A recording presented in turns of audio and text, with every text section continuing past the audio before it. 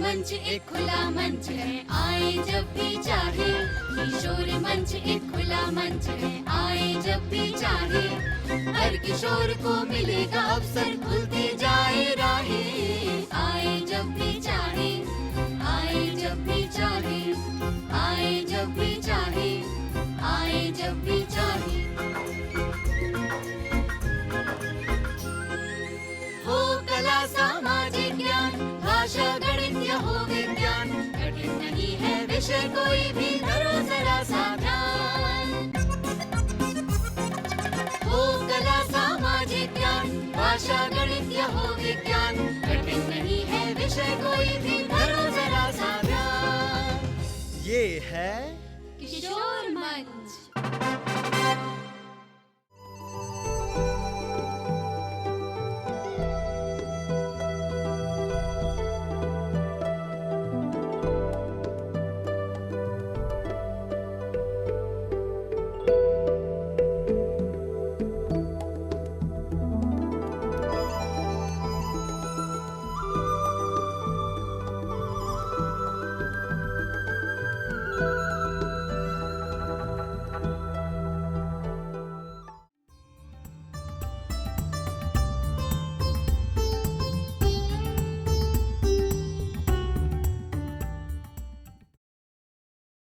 Hello and welcome to video lecture series in political science. Today we are going to discuss chapter 5 titled as Contemporary South Asia from your class 12th textbook Contemporary World Politics. Now for understanding we have divided this chapter into 6 parts. In the first 3 parts of this chapter we have discussed about SAARC as a regional organization. In these episodes we discussed about formation of SAARC, what are the objectives of SAARC, what are the principles that bind or govern the behavior of member states of SAARC. But we also discussed that there are some reasons that SAARC has not been a very successful organization as compared to other regional organizations all over the world. So in order to identify what are the reasons behind failure of SAARC, we have started understanding history of South Asian nations and the nature of relationship between them. In this journey, so far we have discussed about relationship between India and Bhutan, India and Nepal, and India and Bangladesh. Today we will discuss relationship between India and Sri Lanka.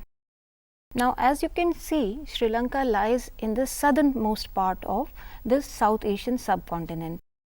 Now if we look at Sri Lanka, it's an island nation which is surrounded by water bodies from all the 4 sides.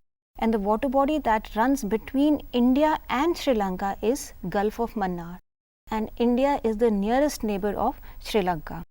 Colombo is the capital city, and the water body which runs between India and Sri Lanka is known as Park Strait. Democratic Socialist Republic of Sri Lanka, or popularly known as Sri Lanka, is a free, independent and sovereign nation. It was formerly known as Ceylon, C-E-Y-L-O-N.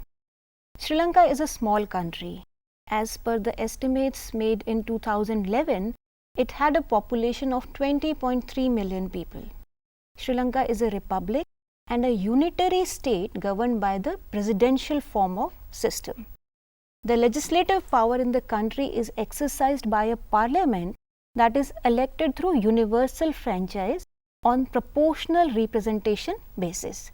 The president, who is elected by the people in Sri Lanka, exercises executive power, including that of defense matters in the country. Sri Lanka enjoys a multi-party system, and the people vote to elect a new government every 6 years. Remember, it is 6 years.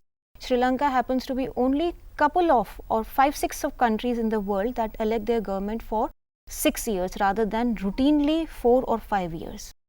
Sri Lanka is a diverse country. It is home to many religions, ethnicity, and languages.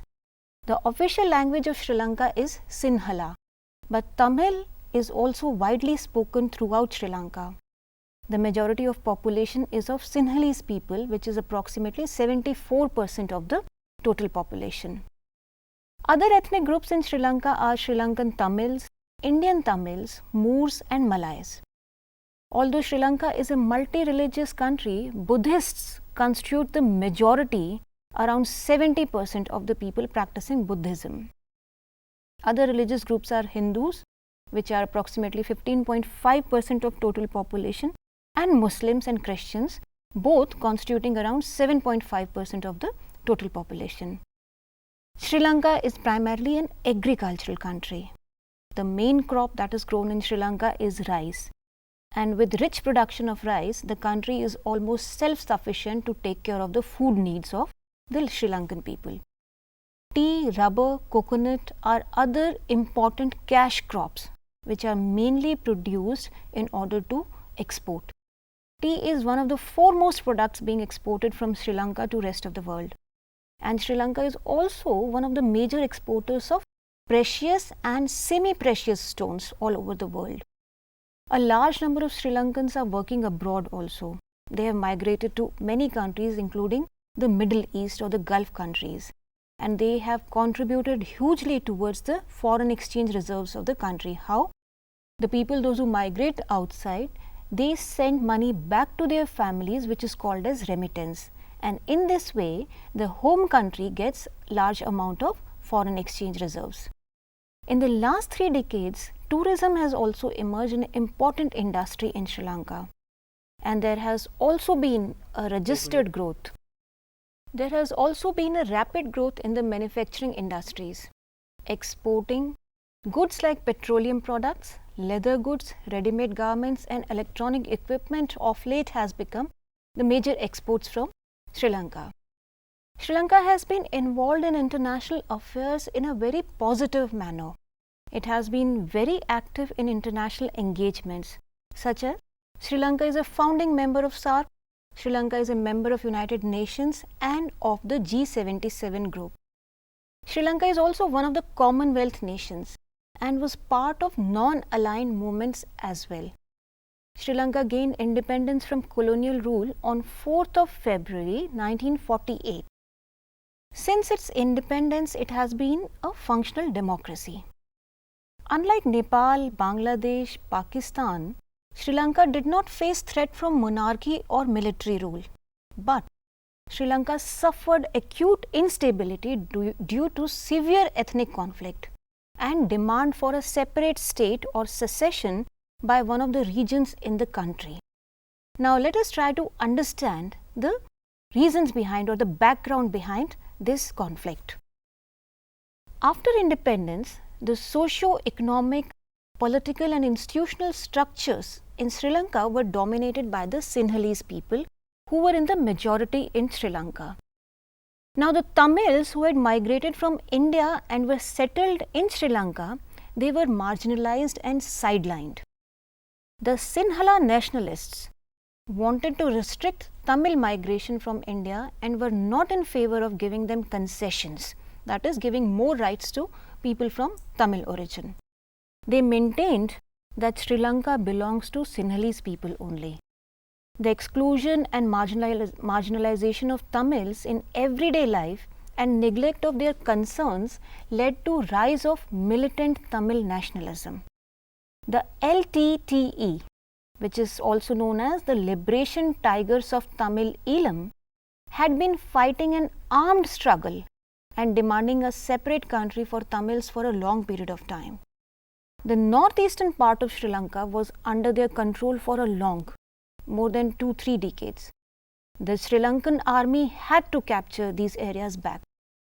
What happened over the course of conflict that ran for years, the Tamil Tigers frequently exchanged control of territory in northeast Sri Lanka with the Sri Lankan military. And both the sides, one side the Tamil Tigers, the rebels, and on the other side the Sri Lankan military, they were engaged in violent military confrontations. Tamil people from India wanted that government of India should protect the interest of the Tamilians in Sri Lanka. the government of India was negotiating with Sri Lankan government. But it was only in the year 1987 that India got involved into this conflict directly. How did India get involved in this conflict? What happened? On 29th July 1987, the Indo-Sri Lankan Peace Accord was signed by then Prime Minister Rajiv Gandhi and Sri Lankan President Sri Jayawardene.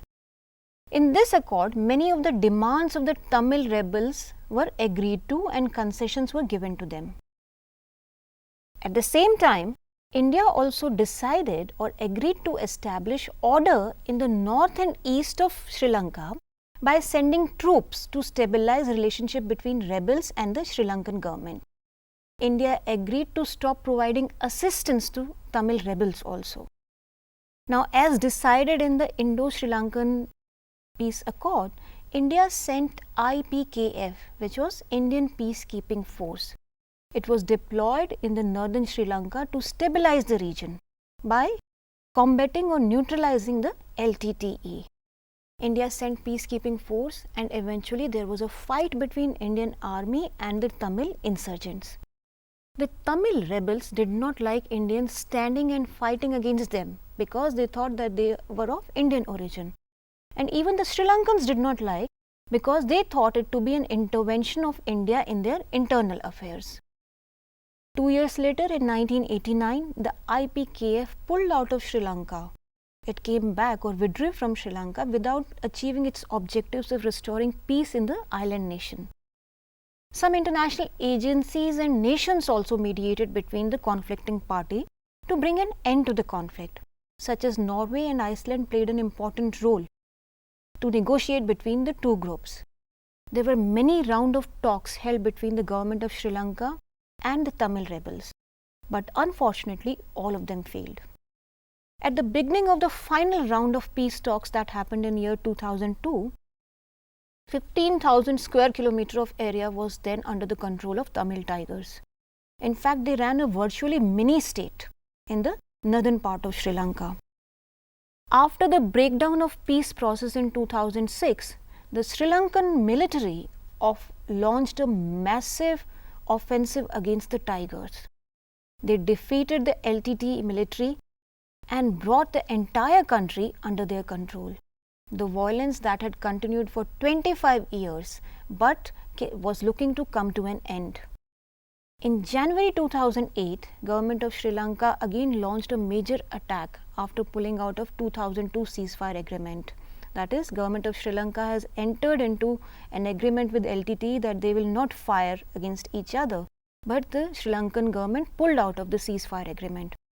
Finally, the conflict between the two parties ended in May 2009 when government forces or military, Sri Lankan military, captured the last area controlled by the Tamil Tigers. So what was the sequence of events? On 16th of May 2009, Sri Lanka declared victory after the Sri Lankan troops captured the last LTTE pocket. On 17th May, Tamil Tigers admitted their defeat. On 18th, the leader of LTTE, Villupillai Prabhakaran, was killed. Prabhakaran was killed in the morning while he was trying to escape from the area in an ambulance where attack by the military was going on. After the death of Prabhakaran, Selvarasa Padmanathan took over the leadership of LTTE, but he was arrested within the 15 days of taking over as leader. Now, the conflict, which ran for 35 years, almost 30 to 35 years, ended in the year 2009. But despite facing decades of violent conflict, civil war, instability and killing of thousands of people, Sri Lanka registered economic growth and it attained high levels of human development. Sri Lanka was able to bring growth of population under control. Sri Lanka was the first country to liberalize its economy. Sri Lanka was the first country to liberalize its economy in the South Asian region and had the highest per capita GDP. Sri Lanka tends to rate very high on many of the human development indexes. If you look at the relationship between India and Sri Lanka, then the relationship between the two countries is centuries old. There has been a cultural, religious and linguistic legacy between the two. India is Sri Lanka's closest neighbor. Currently, the relationship between India and Sri Lanka has been marked by close diplomatic ties. The trade is growing, investment is growing, cooperation in the field of education, culture and defense is growing up, and cooperation on the issues of international interest is also building up. After military intervention from India's side in 1987, the government of India has maintained a decent distance and a policy of disengagement with the internal affairs of Sri Lanka. After the end of armed conflict in Sri Lanka, India provided large amount of humanitarian assistance to Sri Lankan government. India supplied relief packs, emergency medical units and material for the construction of housing, etc. In order to revive agriculture in the conflict-ridden areas of Sri Lanka, the government of India supplied seeds, tractors and other agricultural implements to the farmers' organization in the northern Sri Lanka. After it, there has been a shift from relief and rehabilitation to reconstruction in India's policy. The government of India provided full support in the programs of reconstruction of areas that were affected by decades of conflict and fight between military and the Tamil rebels. India also helped Sri Lanka in the process of development and reconstruction after tsunami had hit in the year 2004, the month of December. Tsunami had brought massive devastation in the coastal areas in Sri Lanka and South India. The loss was to both human life and property, which is beyond any imagination. Recently, India has signed free trade agreement with Sri Lanka, and this agreement is thought to will be benefiting economy of both the countries. Now, this is about the relationship between India and Sri Lanka. To conclude this episode, let's summarize what we discussed today.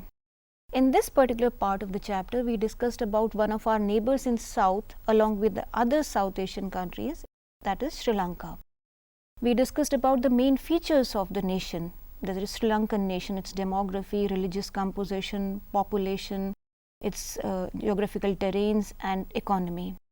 We discussed that how after independence there emerged an ethnic conflict in Sri Lanka that led to instability for more than 3 decades in the country. We also discussed about the relationship between India and Sri Lanka and the areas where the two countries cooperate with each other, and if at all, is there any source of conflict that is very minor.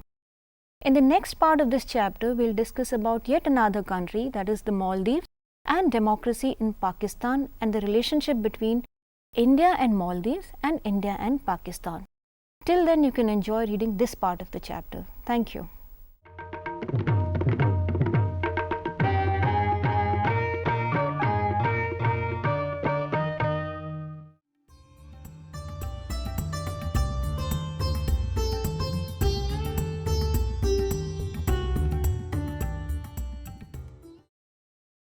Hello and welcome to video lecture series in political science. Today we are going to discuss chapter 5 titled as Contemporary South Asia from your class 12th textbook Contemporary World Politics. Now, as you know that for understanding we have divided this chapter into 6 parts. So far in the first 4 parts we have discussed about the formation of SAARC as a regional organization. We discussed about the objectives of SAARC, the principles of SAARC, and also discussed about the various areas where the member states of SAARC are coming together to cooperate with each other. But we also realized that SAARC has not been a very effective or successful regional organization as compared to other regional organizations such as the European Union, for one example. Now, this requires understanding history of South Asian nations and their relationship with each other. In the journey, we have discussed so far the relationship of India with Bhutan, Nepal, Bangladesh and Sri Lanka.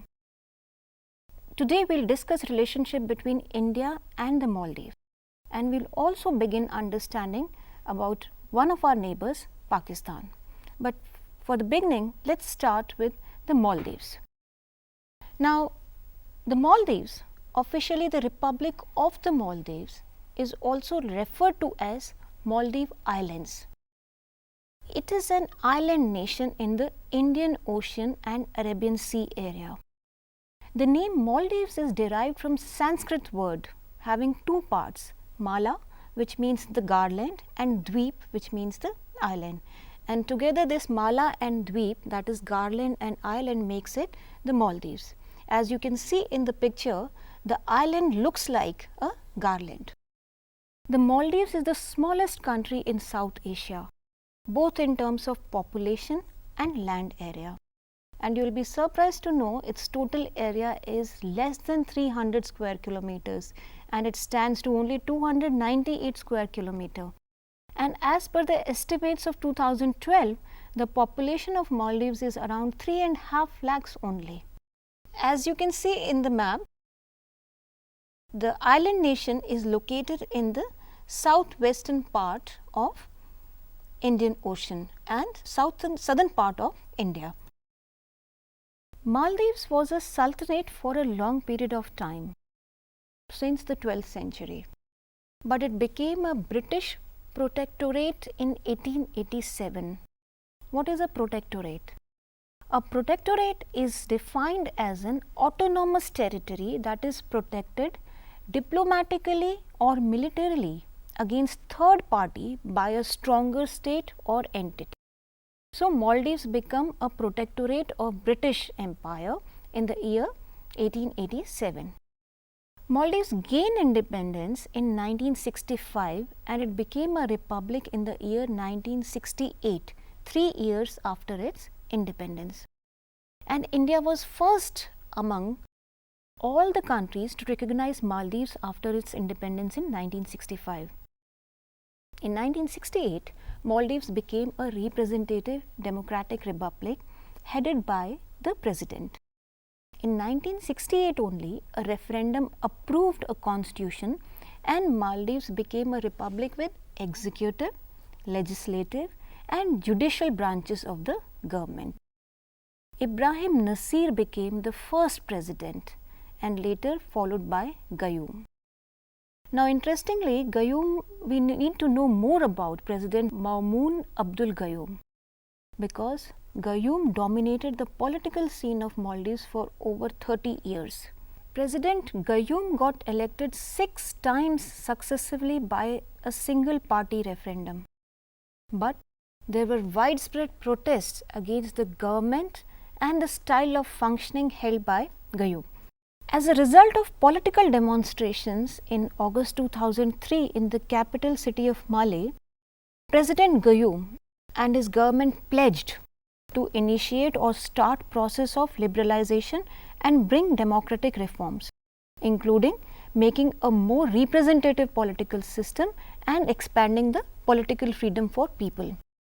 But the progress or speed of many of the reforms that were promised by the government to change the system were slow, and it led to anxiety among people. In the due course of time, political parties were also legalized by year 2005. In June 2008, a Constituent Assembly called as Special Majlis finalized a new constitution which was ratified by the President in the month of August in 2008. The first ever presidential elections in Maldives under a multi-candidate and multi-party system were held in the month of October 2008.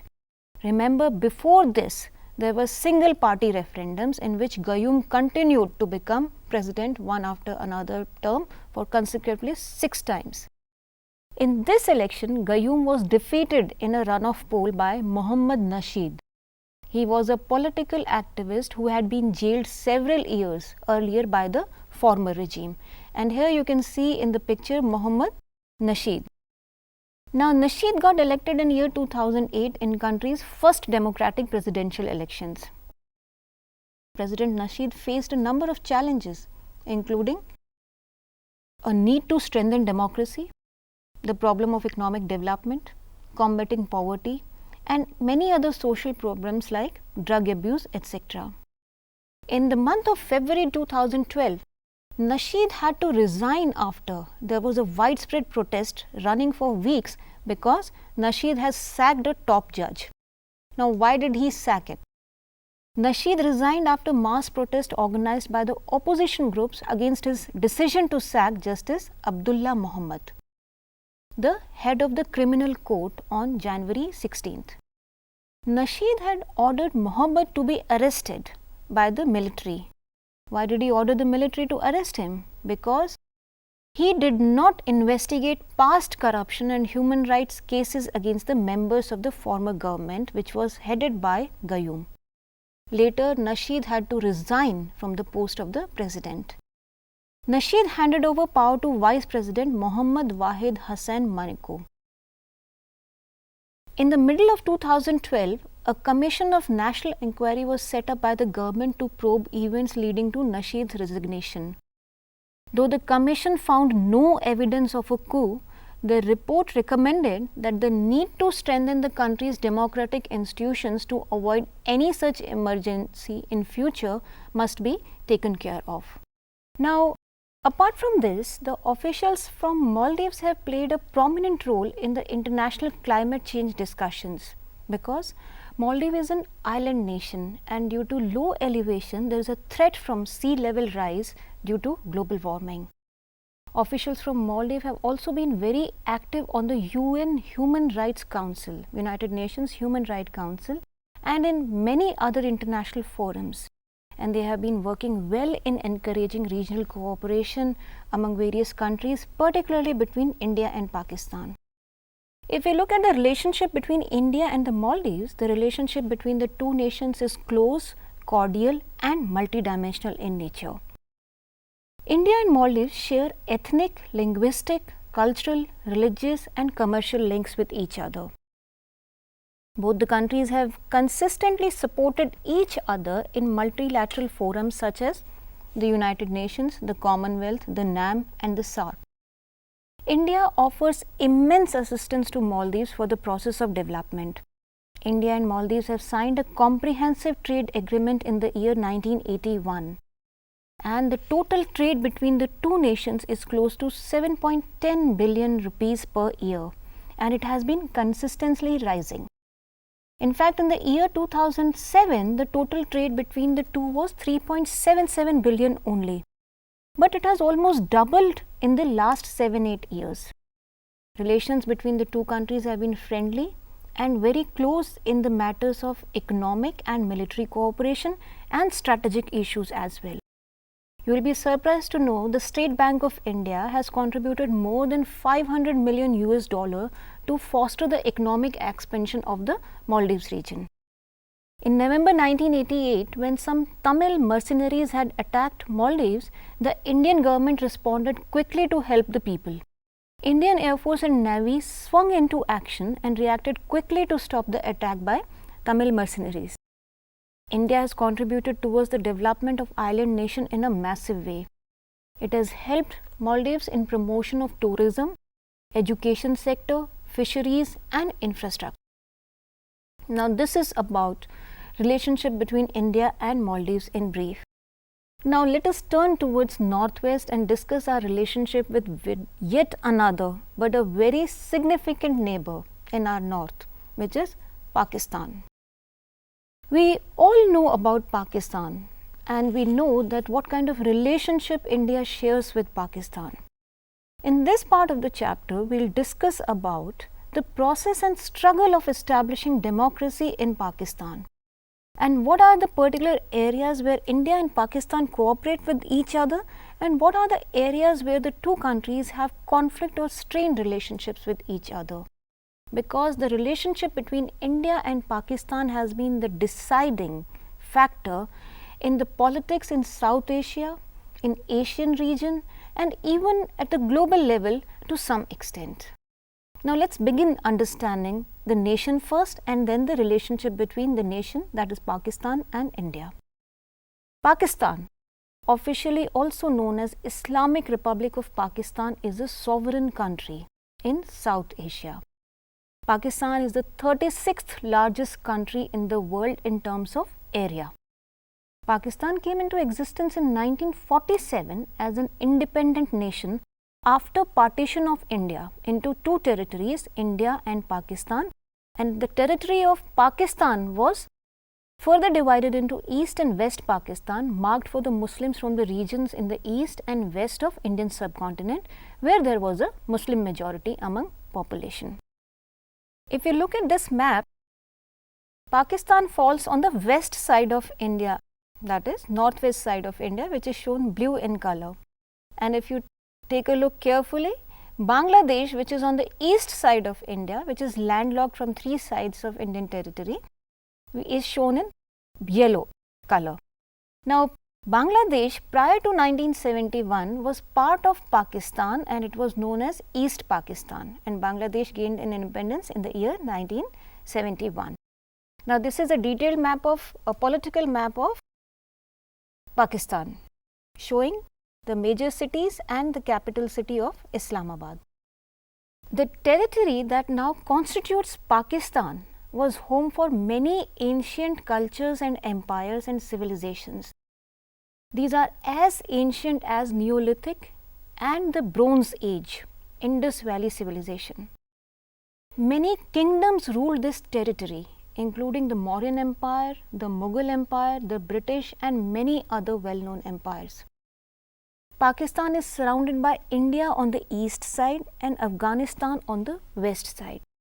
The coastal line in the south of Pakistan touches the Arabian Sea. Pakistan occupies a geopolitically important location at the crossroads of South Asia and the Middle East and the Central Asia. As per the estimates made in the year 2013, with 182.1 million people, Pakistan is the sixth most populous country in the world. Pakistan is a Muslim majority country. The population comprises of several ethnic groups and linguistic communities that have a rich history and culture.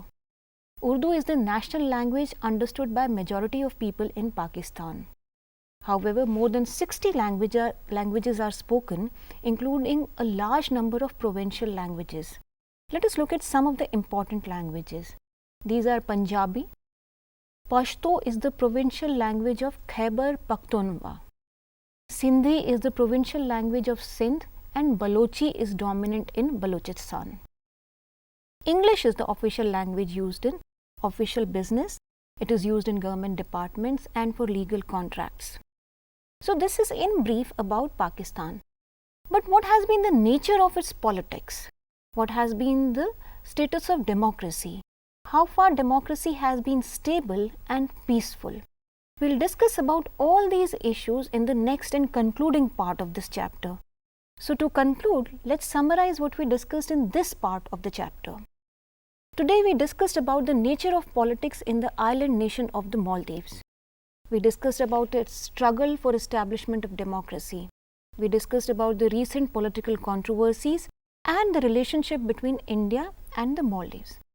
Towards the end of this episode, we have started our discussion about our neighbor Pakistan. So far, we have discussed about the demographic and the geographical location of Pakistan. In the next part, the concluding part of this chapter, we'll discuss about the journey of democracy in Pakistan and the relationship between India and Pakistan in detail, including areas of cooperation and sources of conflict between the two. Till then, you can enjoy reading this part of the chapter. Thank you.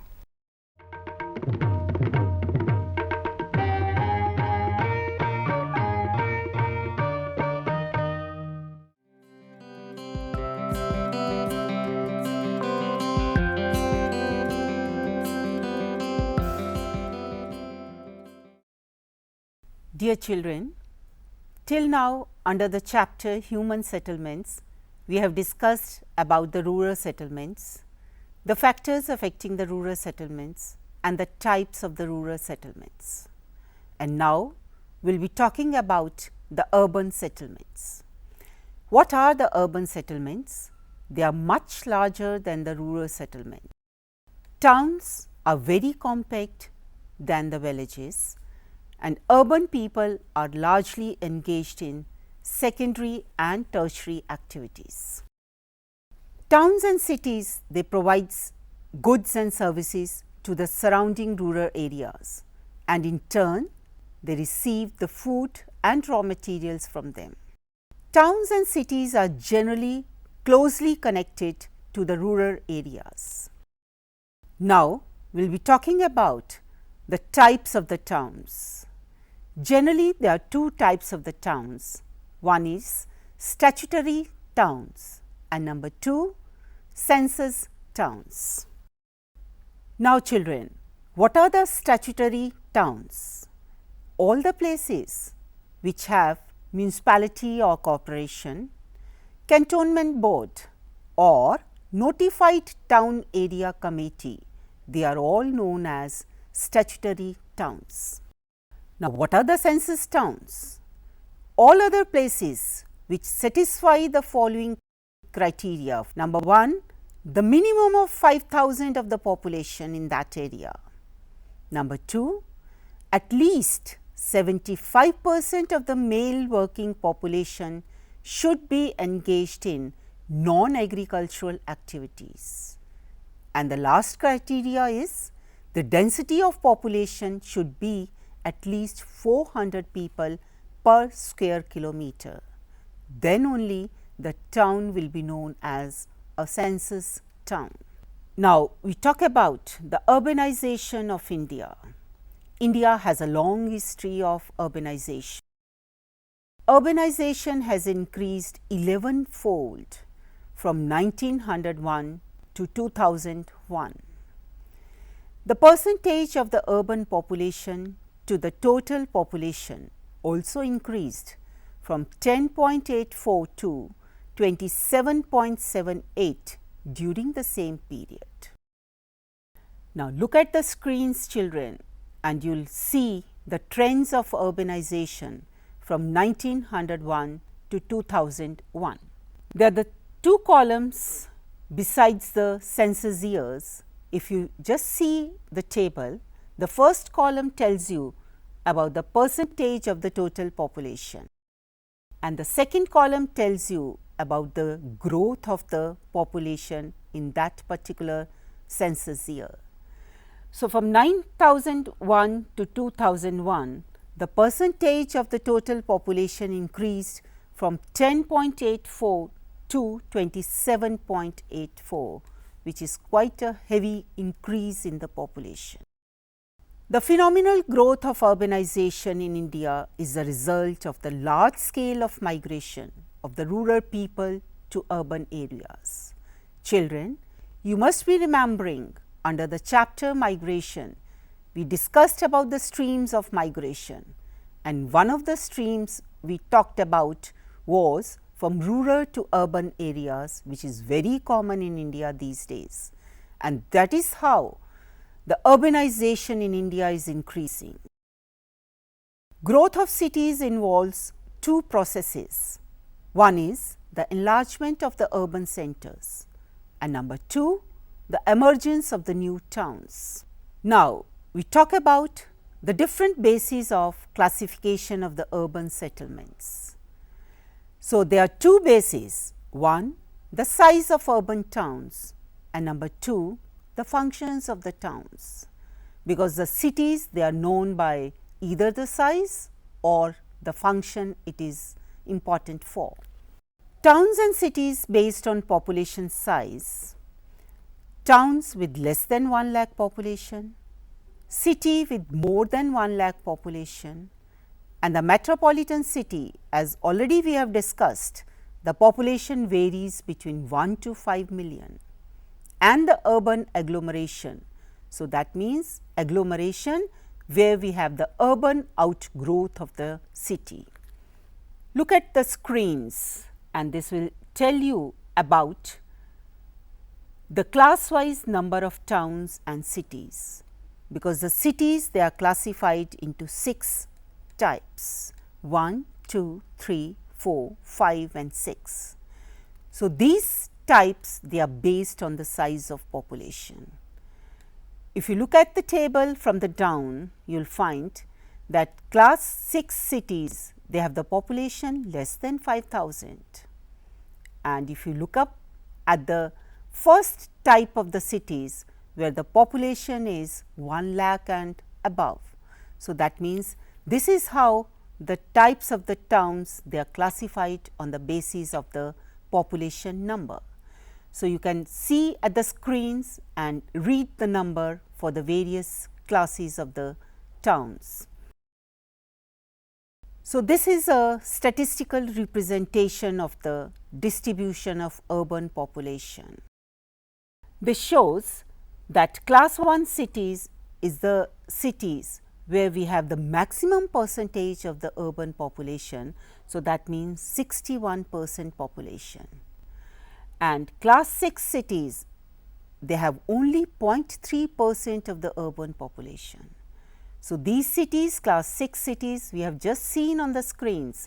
That means the population which is only 5,000, and for class 1 cities, the percentage of the population is 61%, where the population number is always more than 1 lakh. Now, majority of the population, urban population, that is 61% around, where the population is over 1 lakh, lives in 423 large cities of the country. There are 6 cities: Greater Bombay, Calcutta, Delhi, Chennai, Bangalore, Hyderabad, where the population is over 5 million. So, these cities, they are also known as mega cities. In 1901, when the first formal census was conducted, there was only one metropolitan town in the country, and that was Calcutta. From 1911 to 1941, only one more was added, and that was Mumbai. So, till 1941, there were only 2 such cities. In 1951, there were another addition of the towns, that is 3 towns were added: Delhi, Chennai, Hyderabad, increasing the number to 5. In 1961, 2 more were added, one Ahmedabad, another Bangalore, raising the number to 7. In 1971 census, another 2 were added to that, one Kanpur, another Pune, raising the number to 9. In 1981, 3 more were added: Lucknow, Jaipur and Nagpur. In 1991, there were 23 such metropolitan towns, and in 2001, there were 35 metropolitan cities. So, that means the urban population was increasing definitely because of the migration reason. So, if you look at the screens, children, this is a map of the census 2001 showing the various metropolitan centers and their placement in the different states. Now, another basis of classifying the urban center is the functional classification. So, no 2 towns are identical, and each town has its own size, location, site, situation, and that is unique in its performing the different functions. Functions performed by the towns comprise the best criteria for their classification, and there are some towns in which the one function far excels the other functions. Now, we classify the towns on the basis of functions. They are administrative towns, industrial towns, transport towns, commercial towns, mining towns, cantonment towns, educational towns, religious and cultural towns, and lastly, we have the tourist towns as well. Now, we will be taking up the administrative towns. So, that means the towns sporting the administrative headquarters, they are known as administrative towns. And dear children, all the state capitals are the administrative towns. There are some states capitals which perform the functions other than administration, for example, industry, trade, transportation, etc. And the examples are Chandigarh, Gandhinagar, etc. Industrial towns, the towns which grow for the industrial development, they are known as industrial. The examples are Jamshedpur, Durgapur, etc. Transport towns, some are the seaports which are known as the transport towns. because such places they facilitate the imports and exports. And there are other towns which are the hubs of the inland transportation, for example, Agra, Katni, Itarsi, etc. Commercial towns, the towns specializing in trade and commerce, they are known as trading towns, and some towns are generally engaged in agricultural products. Kolkata, Chennai, Delhi, they are such examples. Mining towns, where the mining activity is the main function, for example, Digboi or Jharia. Cantonment towns, the towns which are basically known for the defense facilities, for example, Meerut Kent, Ambala Kent. Educational towns, the towns which provide the educational facilities to the students, for example, Varanasi, Roorkee, etc. Religious and cultural towns, the towns which are famous for their civilization, culture and religion, and they attract the tourists, for example, Haridwar, Rishikesh. And lastly, the tourist towns, the towns which are famous for their natural beauty, health climate and the other facilities, Srinagar, Dalhousie, Shimla, Kullu. So, these are the best example of the tourist towns. So, children, we have discussed the urban centers, the rural centers, the factors affecting their distribution and the types of these rural areas. And lastly, we discussed about that the towns, their classification is based on the two major factors. Number one, the size of the population, and number two, the functions these towns perform. Thank you.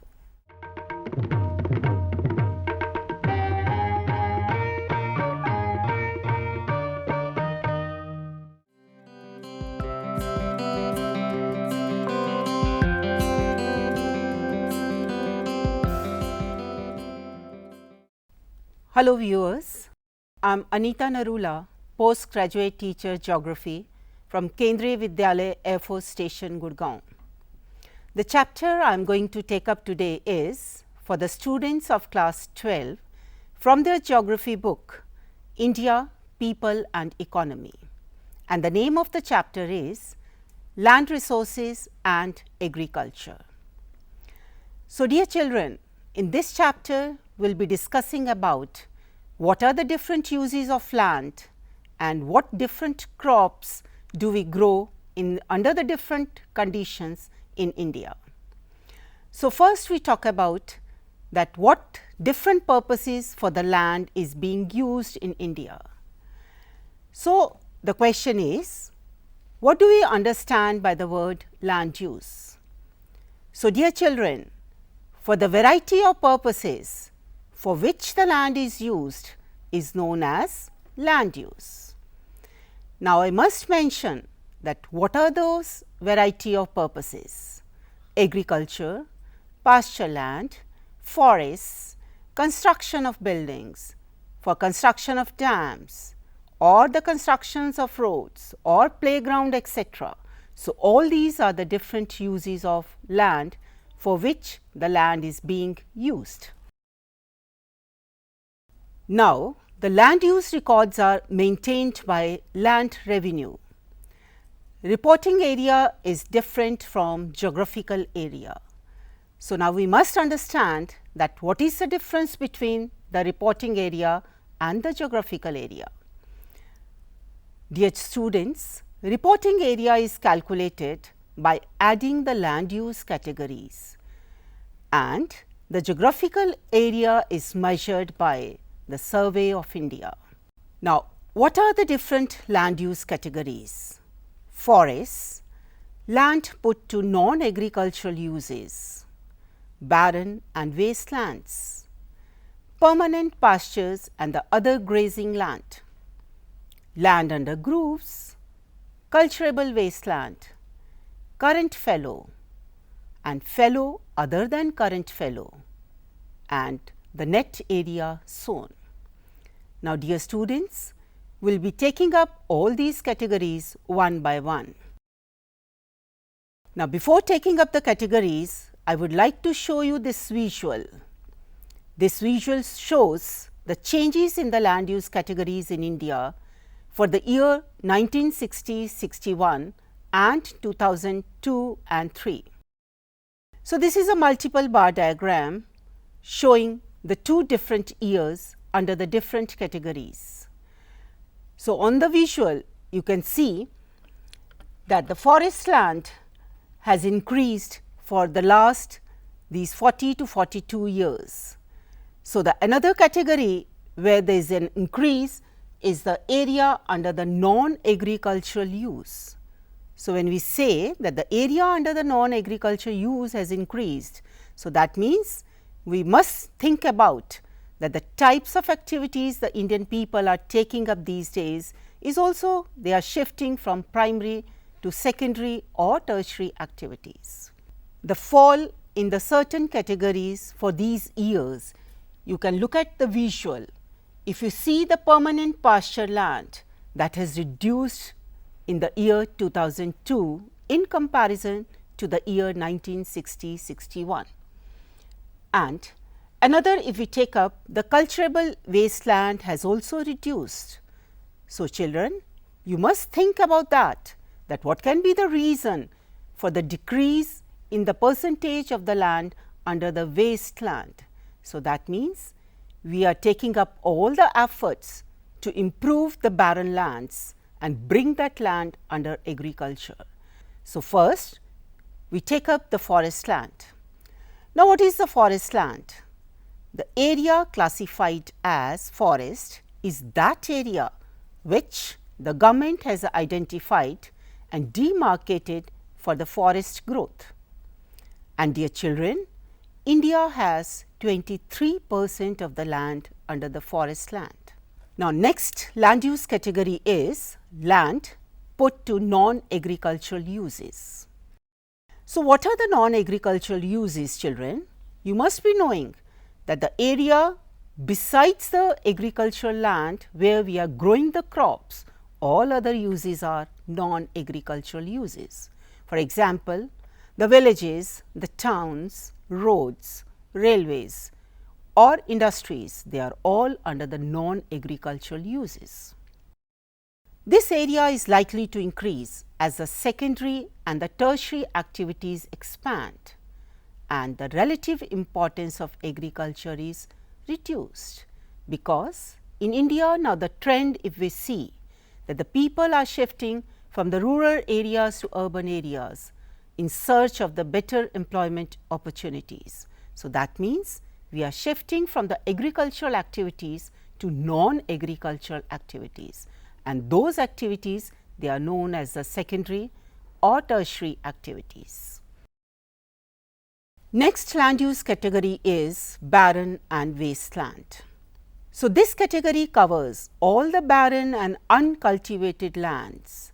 So, wasteland is uncultivated lands in the different types of the areas, maybe in the mountains, hill slopes, deserts or the rocky areas where the soil is not fit to be cultivated, and such an area is known as the wasteland or the barren land. Next category under the land use comes that the permanent pastures and the other grazing land. A total of 11 million hectares is devoted to the permanent pastures, and this amount to be the 4% of the total reporting area of the country. And what is the reporting area? That we have already discussed, that all the land uses put together brings about the reporting area. Next category comes of the cultivable wasteland. So, children, as the terminology says, cultivable waste. So, that means the Wasteland Survey and Reclamation Committee defines that the cultivable waste is the land available for cultivation, but not used for cultivation, maybe for one reason or the other. This land was used in the past, but has been abandoned for some time, and such a land is known as the cultivable wasteland. Another category is the current fallow land. Now, what is the fallow land? When continuously we have been growing a patch of land, we have been cultivating a patch of land, then it is quite obvious the land will lose its fertility. So, for the regaining of the fertility of the land, we keep the land uncultivated for a certain period, so that in a natural form the soil regains its fertility. So, current fallow land is a land which is left without cultivation for one or less than one agricultural year. Fallowing is practiced to give rest to land. The fertility of the land is reduced when the crops are grown constantly year after year. When we say that the rest is given to land, so that means after the land gets a rest, and the rest means it is left uncultivated.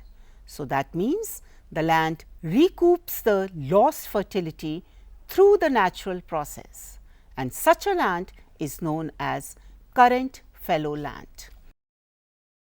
Next category is fallow other than the current fallow. When the land is left fallow for more than a year, but less than 5 years, it is called the fallow other than current fallow. If the land is left uncultivated for more than 5 years, it would be characterized as the culturable wasteland. That means, we will consider that land which is not fit for the cultivation. Net area sown is another category of the land use. So, the cropped area in the year under consideration is called net sown area. This is as urgent need to increase the net sown area for meeting the food and the other requirements of the rapidly increasing population of India. Now, on the screens you can have a visual of the composition of the total cultivable land. So, all the categories are given over there, and for the different years the comparison is being done. And if you look at the last column of the table, that is the percentage of the total cultivated area for the year 60, 61 and 2002 and 3. You can see how much changes we can review on the table for these two set of the years.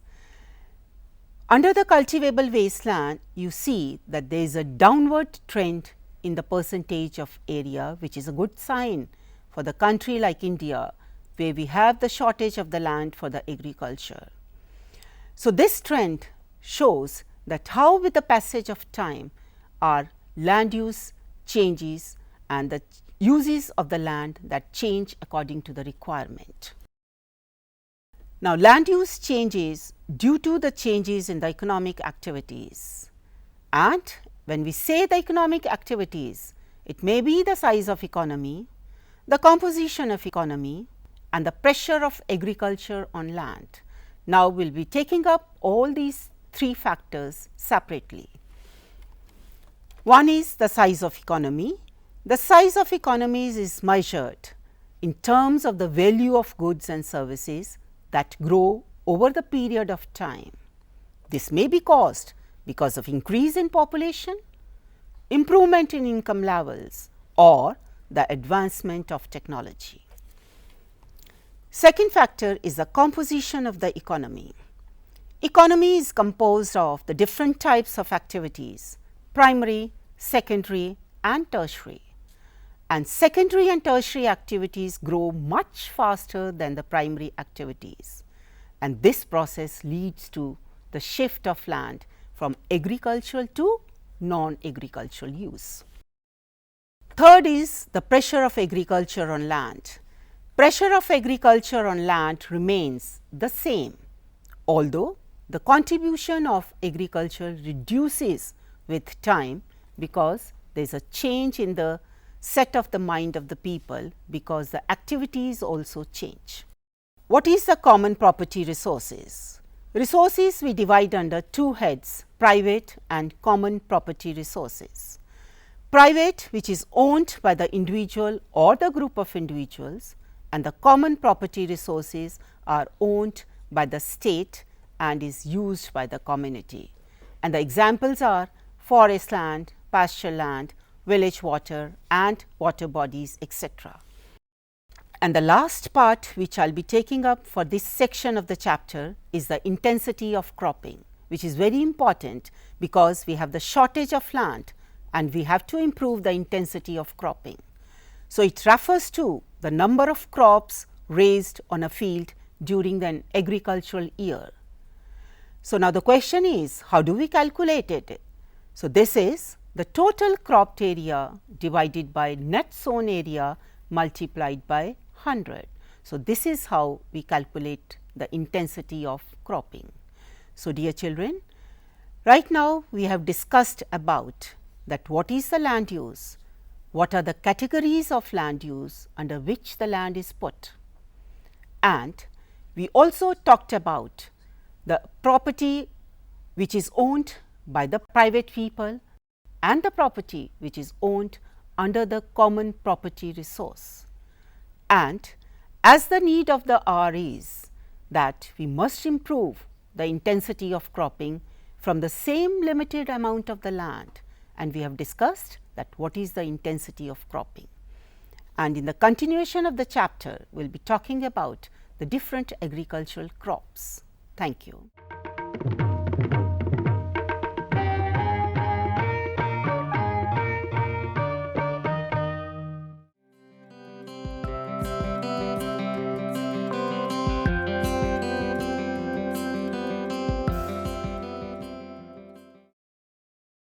Hello dear students, till now we had been discussing about the different land use categories and how do we want to increase the intensity of cropping in India, because already we have the shortage of land for the agricultural purposes, and that purpose because the increasing population we need to feed them.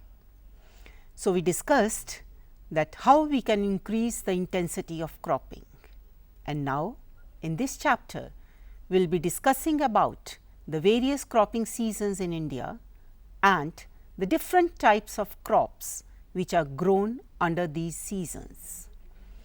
So, dear children, the different cropping seasons in India are Kharif, Rabi and Zaid.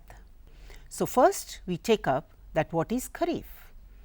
The season which starts with the onset of monsoons and continues till the beginning of the winter. So, dear students, this concept must be clear to you when I said the onset of monsoons. So, this is the time when the temperatures are high and with the rainfall we get quite a sufficient amount of water.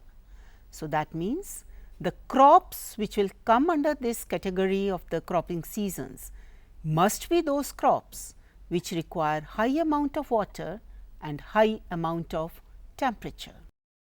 So, the major crops are rice, maize, jowar, bajra, cotton, and we also include some pulses under this crop season.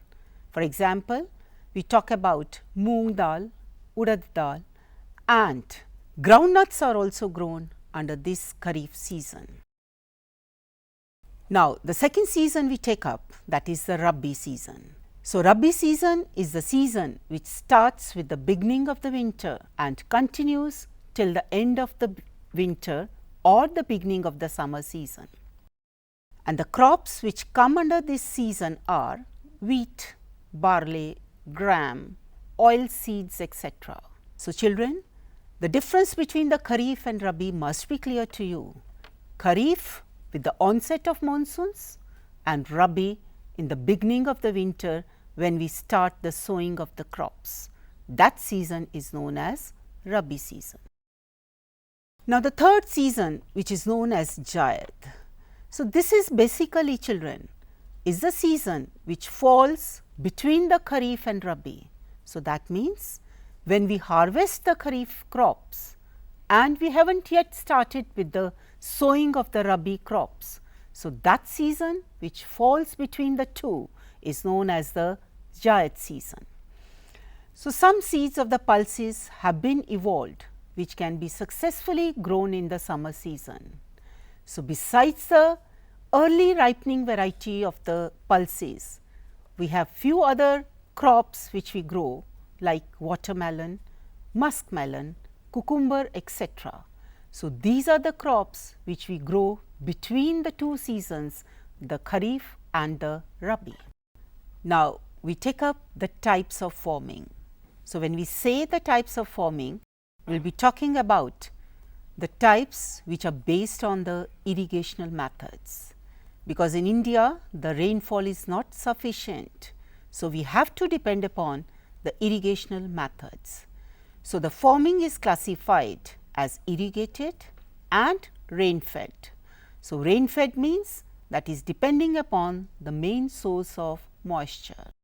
Irrigation can be protective or productive. Now, students, you must be thinking about that what are these terms, protective or productive. We will be discussing about this. Now, what is protective irrigation?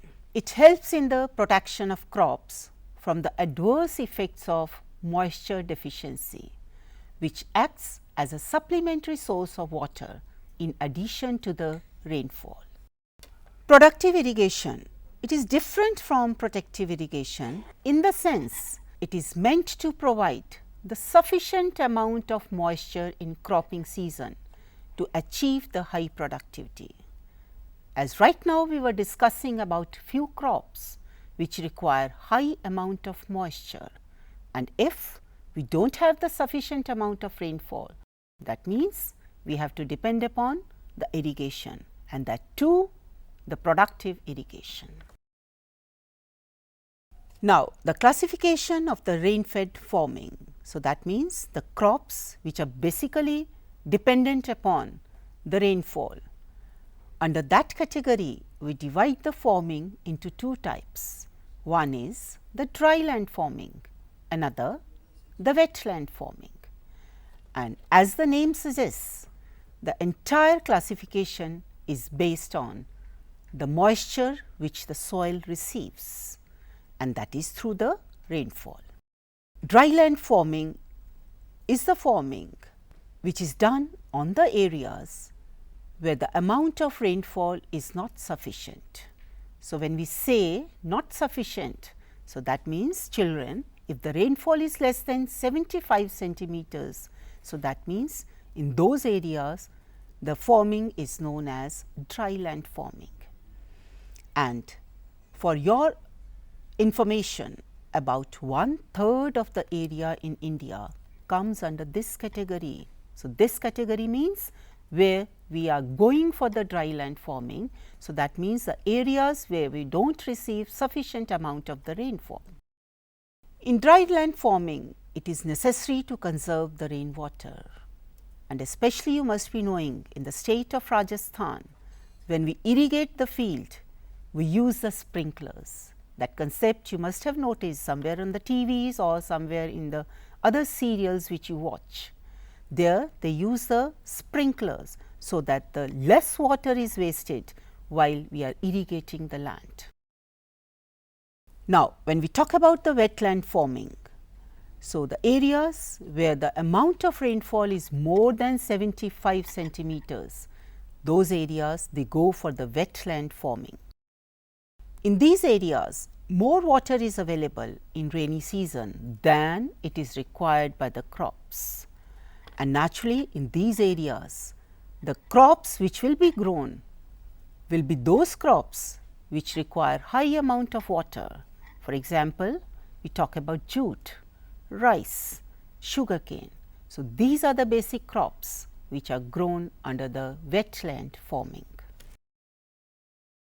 Now, children, we will be talking about the distribution of major crops in our country. Now, crops we categorize under the different categories. The first category we are going to take up right now, that is the category of the food crops. Now, we are taking up one of the categories of the crops, which is the food crops. The examples of the crops which come under the food crops category are rice, wheat, pulses and some coarse grains. Now, what are the coarse grains? The grains which are basically grown in the hard conditions. For example, we talk about millets, maybe jowar, bajra, ragi. These are known as the coarse grains. Now, the first crop under this category, what we are going to take up is rice. So, rice is the most important food crop of India, which feeds more than half of our population. India is the second largest producer of rice in the world after China. Now, I am telling you about the facts which are concerned with the production of rice. 22% of the world's rice eating people, they are from India. 29% of the total rice area of the world is covered by India, and 23% of the cropped area of India is occupied by rice.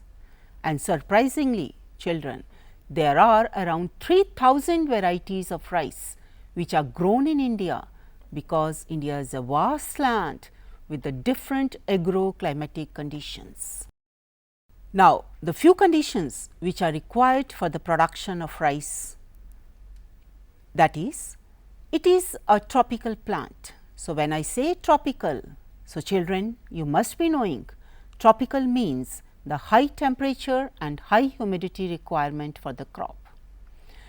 So, around 24 degrees Celsius of the monthly temperature is required for the crop production, and 150 centimeter of an average rainfall is again the pre-requirement for the crop cultivation, and the areas which receive less than that amount of the rainfall, they have to depend upon the means of irrigation.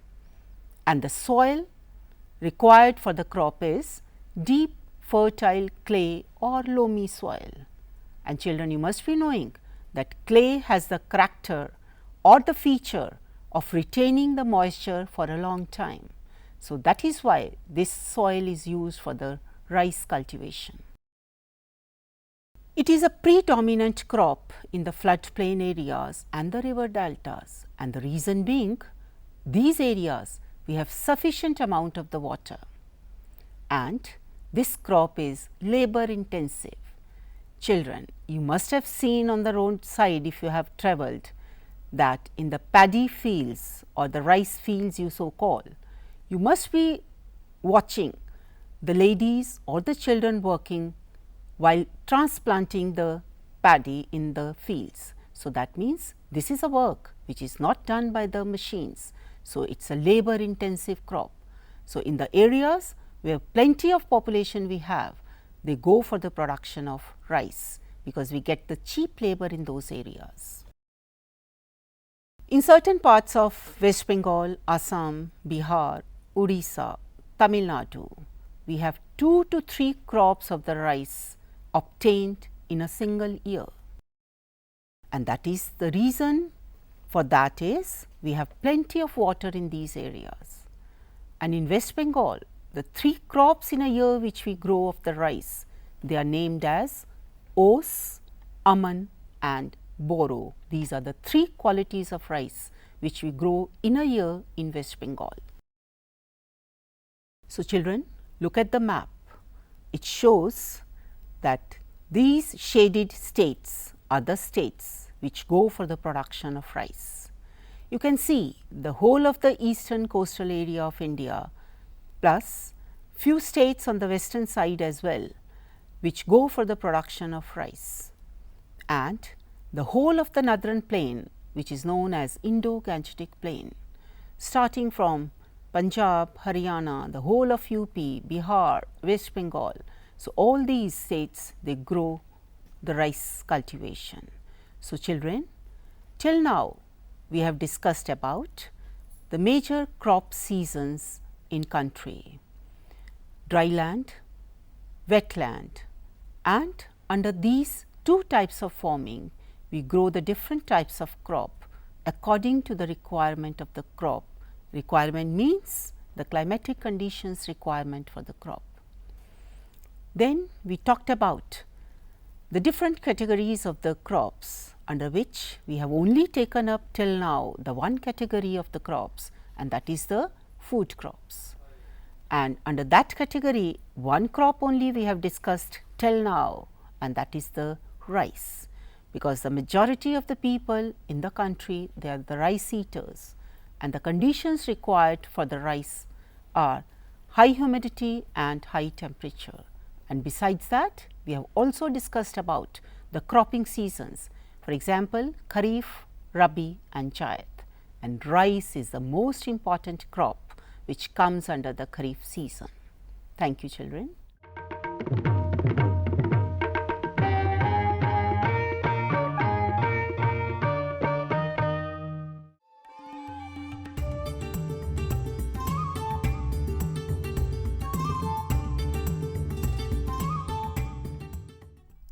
Welcome to the video lecture series on sociology. Today we will be talking about two concepts, social control and divines, from the chapter Terms, Concepts and Their Use in Sociology from the class 11 textbook. When we talk about social control and when we talk about divines, both these concepts are used very often in sociology. Now, what exactly is social control? Social control refers to the various means used by society to bring its unruly members back into line, and it's a means by which society gets its members to conform to standard values, to conform to the accepted behavior in society. Now, when we talk about social control, there are two types of social control. One is formal control and another one is the informal social control. When we talk about formal social control, it's codified, systematic, formal mechanism, and they are the written rules, for example, law. And when we talk about informal social control, these are personal, unofficial and uncodified. Another thing is, when we talk about social control, there are internal social control and there are external social control. So, let us discuss about what internal social control are and what external social controls are. Internal social control is the control that lies within the individual, and this is developed during socialization. Throughout our life, we come across certain situations wherein those situations teach us what to do and what not to do. And throughout our life, we learn all these things. And this is what internal social control is, and we act according to the social norms because we fear punishment. And if you take an example, the norm against stealing has become a part of most of us, and we have internalized this. And there are many other such things, say for example, not to lie and not to speak loudly when you are in a library or a hospital. These are all internal social control, and we learn these internal social control through the process of socialization. Now, external social control has to be based on social sanctions, and what these sanctions are, these are rewards and punishments designed to encourage desired behavior. There could be positive sanctions and there could be negative sanctions. Say for example, if that sanction is given by, say for example, our friends or our family members, then it becomes an informal sanction. But if these sanctions are given by, for example, school authority, then it becomes a formal sanction. So, this is about social control, and this is about the internal social control and the external social control. Now, let us talk about who exercise social control in a society.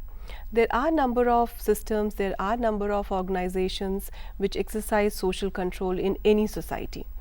And in any society, this phenomena is there. Now, if you look at, there are certain systems which are there in a society and which regulates, the behavior of, the member of society. For example, family, religion, education, media, legal system, political system and peer group. And they all exercise social control in one way or the other. In our previous discussions, we have understood that in sociology, we have different perspectives and debates over the different concepts. Now, when we talked about the functionalist sociologists, they see and they understood society as essentially harmonious.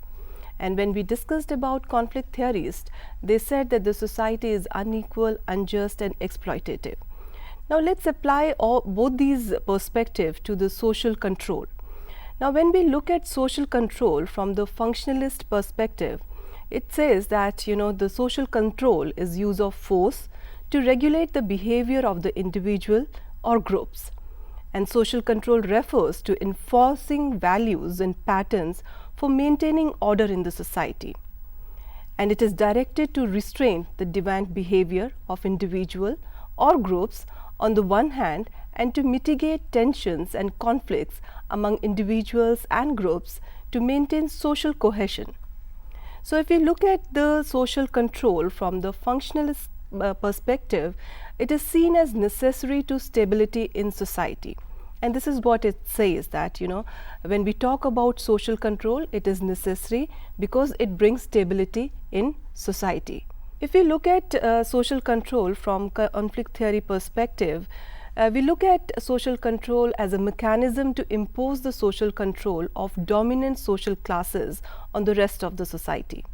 And law would be seen as writ of the powerful and their interest in society.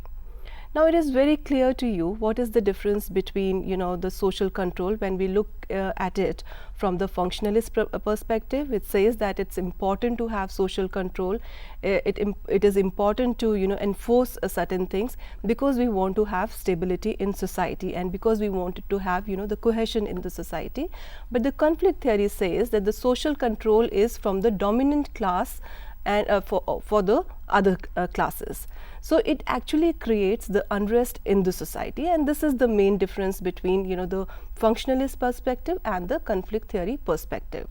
So, the social control now refers to the social processes, techniques and strategies by which the behavior of individual or groups are regulated. It refers to both to the use of force to regulate the behavior of the individual and groups, and also refers to enforcing of values and patterns for maintaining order in society. Now, we have understood the concept of social control, and we know that the social control is to restrain deviance. Now, what exactly do we mean by deviance? Deviance is like deviating from any normal behavior, deviating from any normal situation. This is what we call deviance. And when we talk about such people, they are considered as black sheep of society, living on the fringes and doing what they please with no regard for normalcy. And the society also acts against them. But in functionalist theory, every part of society plays an important role to maintain stability. Deviants are no exception. As a part of society, liked or not liked, they have a positive role to play. And it might be surprising for you when we say that what positive role can deviants play in a society. So, let's have a look at some of the theorists' work and what do they say about the deviant behavior, and look at this behavior and this concept from the functionalist perspective.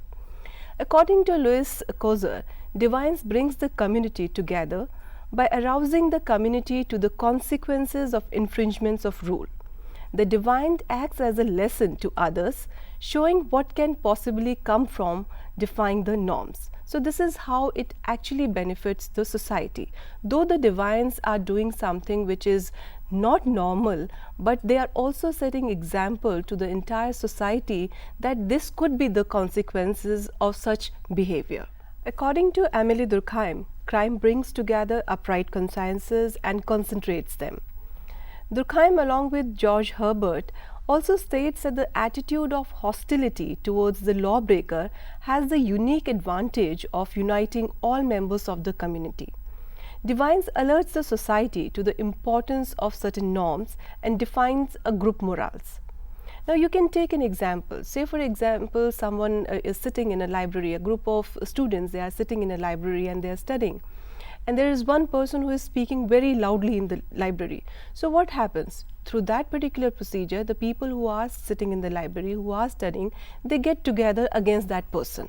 So, this is what this particular thing does. And this is how we can say that the deviance can also play a positive role in the society, and this is the functionalist perspective. And now let us look at deviance from the conflict theory perspective. Those at top create laws to maintain social inequality. Laws are often instruments of oppression. The powerful are more able to bypass the court system, and you might have seen how many of the well-off are answerable to law. Now, this is the difference between the functionalist theory and the conflict theory when we talk about divines. When we talk about the functionalist theory, the divines also plays a positive role. It is an important part to bring about the stability in the society. But in conflict theory, it creates inequality, it is unjust, and it creates unrest in the society. Now, let's have a look at another theory. This is called structural strain theory. And this theory combines both functionalist theory and the conflict theory. We have just discussed what functionalist theory is and what conflict theory is from the perspective of the divines. Now let us look at this theory, and this theory says that some divines is inevitable in society. Yet he also believes that an individual's position in the social structure will affect his experience of divines and conformity. So when he says that some divines is inevitable in society, he is talking about that functionalist thing, which says that each and every part of a society functions in coordination with each other to bring out stability in a society. And when he talks about the second thing, he says that the individual positions in the social structure will affect the experience of divines, which means that there are certain behavior in a one particular class, it could be considered as a normal behavior. Maybe in an upper class it could be called as a normal behavior, but the same behavior in the middle class or in the lower middle class could be considered as a divine behavior. And he also set out and explained the 4 different categories of people who adopt divine behaviors, and he labeled them as innovators, ritualists, retreatists, and rebels. Now, before we come on to all these people and the characteristics of all these divine behaviors, first thing is that other than these, there are certain people who are known as conformists. Now, the conformists are the people who are totally different from all these 4 people, because conformists are the people who believe in the goals which are set out by the society, and they also believe very strongly in the ways and the means in which those goals are achieved. And now let's try to understand the characteristics of the other 4 behaviors and the divine behaviors. First, let us take innovators. Who are innovators? They are the people who agree with the goal society set, but they does not agree with the society approved way to attain them. They work towards those goals by alternate methods. So they believe in the goals, but the means to achieve that goal, I mean, they have their own way of reaching to those particular goals. Now, ritualists have given up the hope to meet the goals society sets, but they keep on acting as if they are trying to. So they keep on working in any situation, and they just try to portray that they want to achieve the goals which are set out by the society. Now, retreatists, they are the people, they do not agree with either the society goals or the means in which they try to attain them, and they does not conform to society and norms at all. And the last category is of rebels, who do not agree with either the society goals or the means in which they try to attain them. Instead, they work towards different goals by different means. Now, I hope you have understood the difference between the retreatist and the rebels. Retreatist, I mean, they do not conform with those the goals which are set out by the society and also the means, but the rebels are different in a way that they also do not believe in those goals and the means, but they actually work out the different means, they work out and they decide for the different goals in the society. So this is how they are different from the retreatist. Now, this actually leads us to one very important activity which you people, which you students can do in classroom. Now, in any classroom, we have a group of more than 30 or 35 students, and it is very important and it is very obvious that when we talk about a group of 30 students or 40 students, we would see many of a divine behavior. So can you as a student categorize your classmates into these categories? Try to do this in your classroom. It will be a very interesting exercise for you, and try to share your observations with us. We have created a Google group for you, and I think by now you know the address of that Google group, and you are posting your comments and observations there. So this is all for now. Just to have a recap, today we discussed about social control, and we discussed about the divines and the divine behavior in a society. So this is what we have discussed till now, and that's all for the day. Thank you.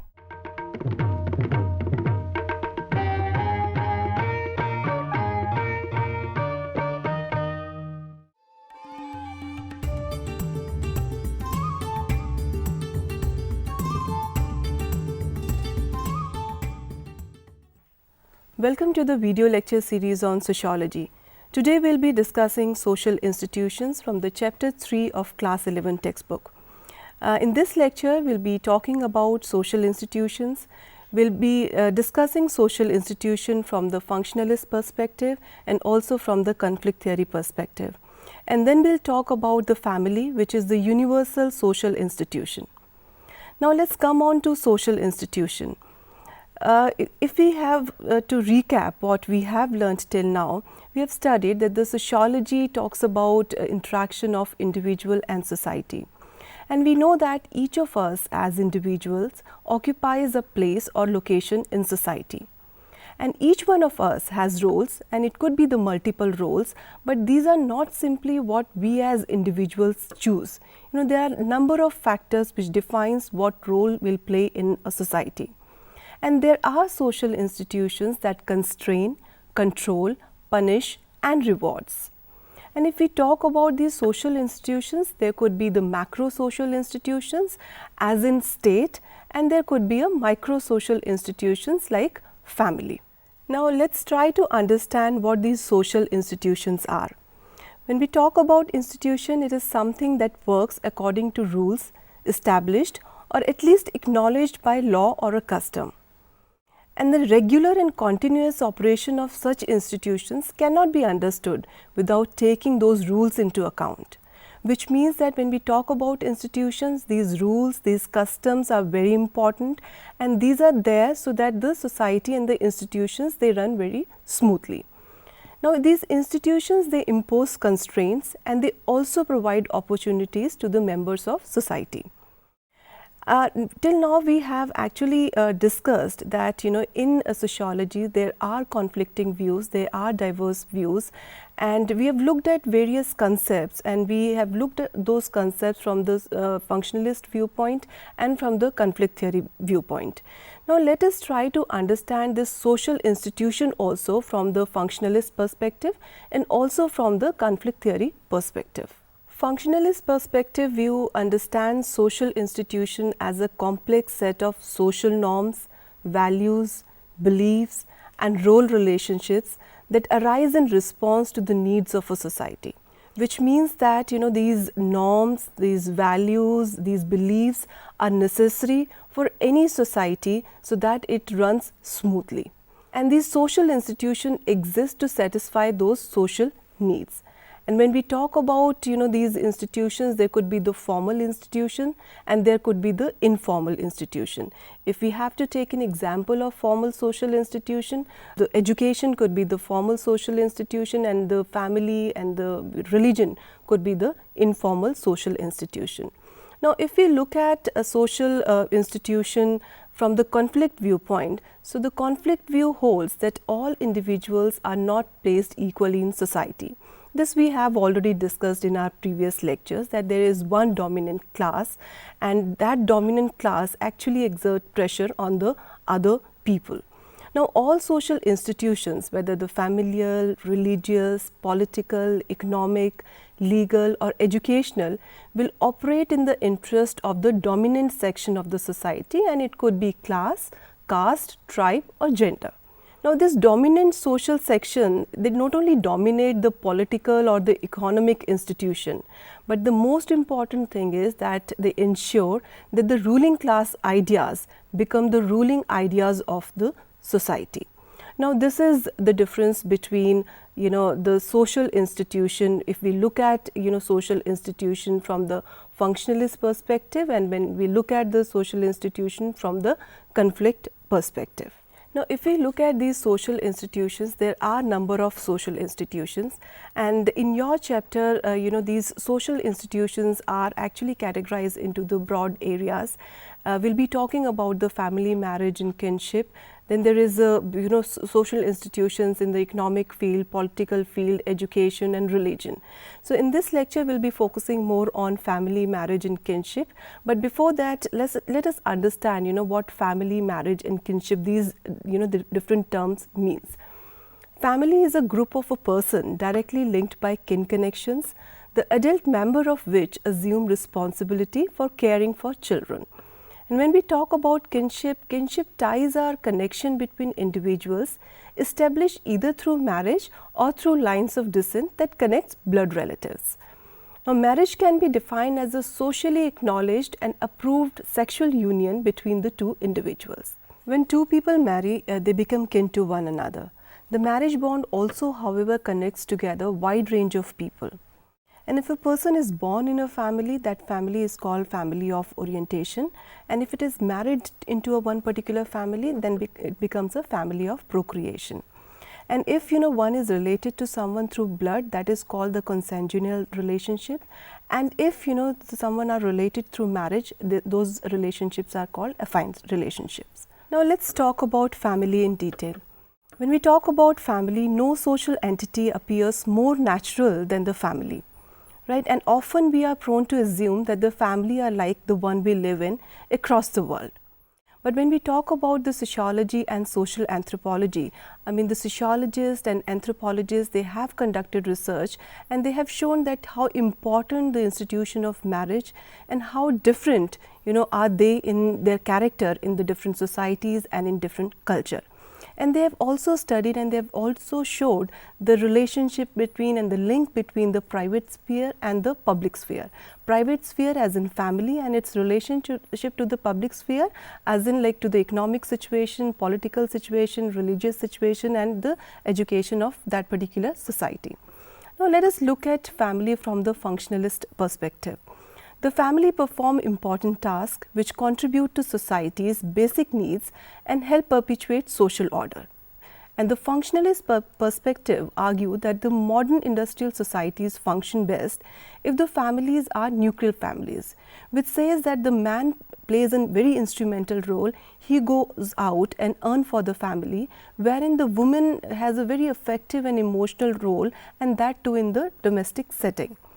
But if we look at this thing, it is questionable because one, it is gender unjust, and second, if we look at the India and if we look at the economy in India post liberalization or industrialization, we still have a lot of joint families, and it's not like that the nuclear family is only solution for such arrangements. And here I would like to quote what a noted sociologist Mr. A.M. Shah said, and it is also there in your textbook.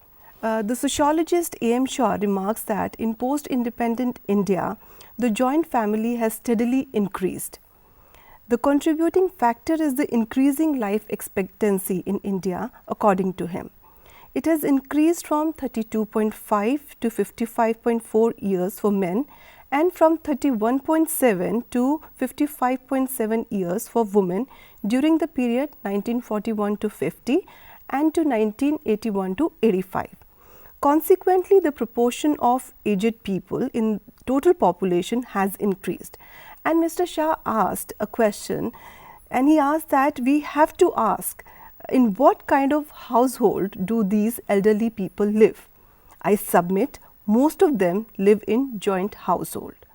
Now, this is also a very broad generalization, but then this also cautions us against believing the commonsensical approach and the debate which is going on in the society that the joint families are eroding. And it also says that whatever we see in a society and whatever we feel that it's a common sense and the commonsensical approach, we have to question that, and we have to come out with the things after comparative and the empirical research. So this is what the family is all about, and the functionalist perspective on family is all about. Now let's have a look at the family norms, and when we talk about the family norms, there are diverse family norms, and the families are divided on the basis of the two major concepts or issues. One is that according to the rule of residence, and according to that there are the matrilocal families and the patrilocal families in the marriage and family custom. Now the matrilocal family is the family wherein after the marriage spouse lives with the woman's parents, and the patrilocal marriages and the institutions are the one in which the spouse they live with the men's parents. And another way of classifying is according to the authority and dominance exercised. One is the patriarchal family and another is the matriarchal family. In the patriarchal family, the authority and the dominance is exercised by men, and in the matriarchal family, the women they play a very major role in taking the major decisions in a family. Now let us discuss marriage as a social institution. When we talk about marriage as a social institution, I mean it can also be classified into the different categories, and it could be classified on the basis of the number of partners one can have in the matrimony and the rules governing who can marry whom. Now when we talk about the number of partners one can have in a matrimony or in a marriage, there can be the two groups. One is the monogamy, which restricts individual to one spouse at a time, and another one is polygamy. Polygamy is like one can have one or two or more than two partners in the marriage. Now even in the polygamy there are two classification. One is polygyny. Polygyny is one husband with two or more wives, and polyandry one wife with two or more husbands. Now there's another concept which is called serial monogamy. Now the serial monogamy is after the death of one particular partner, and maybe after the divorce one can again get into the matrimony, one can again marry another person. So this is what the serial monogamy is all about. Now let us discuss about the rules and the prescription when it comes to marriages, and on the basis of that also there are two main categories.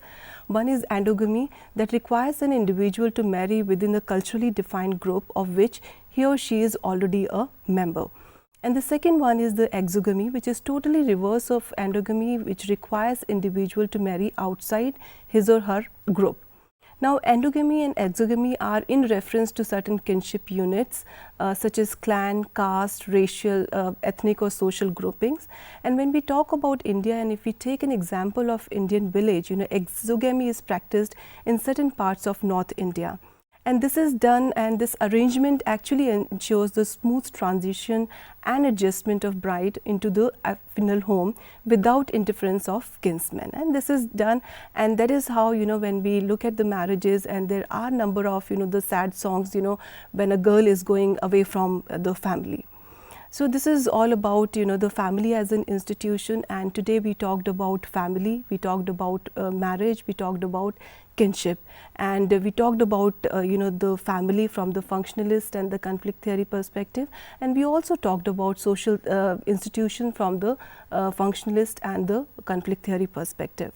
Now there are certain activities which you can get involved in to understand this concept in a better way.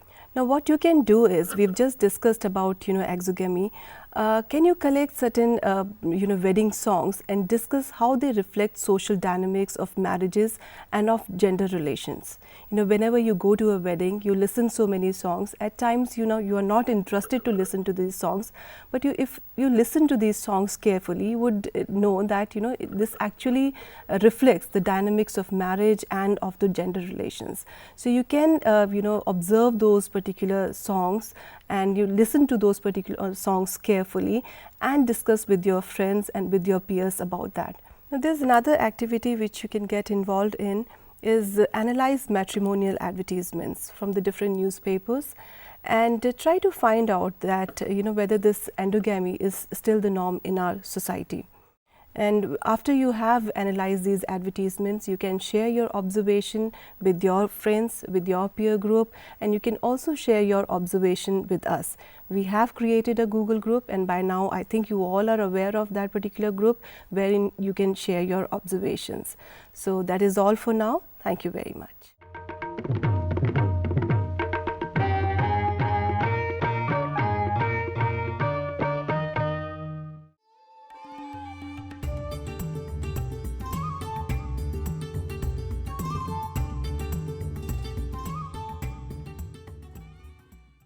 Welcome to another topic of Political Science Class 11 syllabus. Today we will study elections and representation. Elections where? Elections in India and representation of Indians. Before we go into elections and representation, we must look at a very familiar word as students, as future citizens of the Republic of India. I believe that you are familiar with this word, and that word is democracy. What does democracy mean? Democracy, if you divide the word further into two words, of which it is a combination. One is demos, meaning people. The other is krasi, meaning rule. So, democracy means rule of the people, or in other words, the government that is formed, the government that is instituted among people is run according to the consent of the people, the consent of the governed. So, the main ingredient of democracy is the idea of government by consent. Whose consent? The consent of the governed, meaning the people. How is consent elicited? How is consent found? How is it received? Consent is elicited through periodic elections. In some countries it is 4 years, in India it is 5 years. So, consent is elicited through elections, and there can be no democracy without elections. We cannot have a democratic country that does not hold periodic elections, or in other words, which does not renew the legitimacy of the ruling government.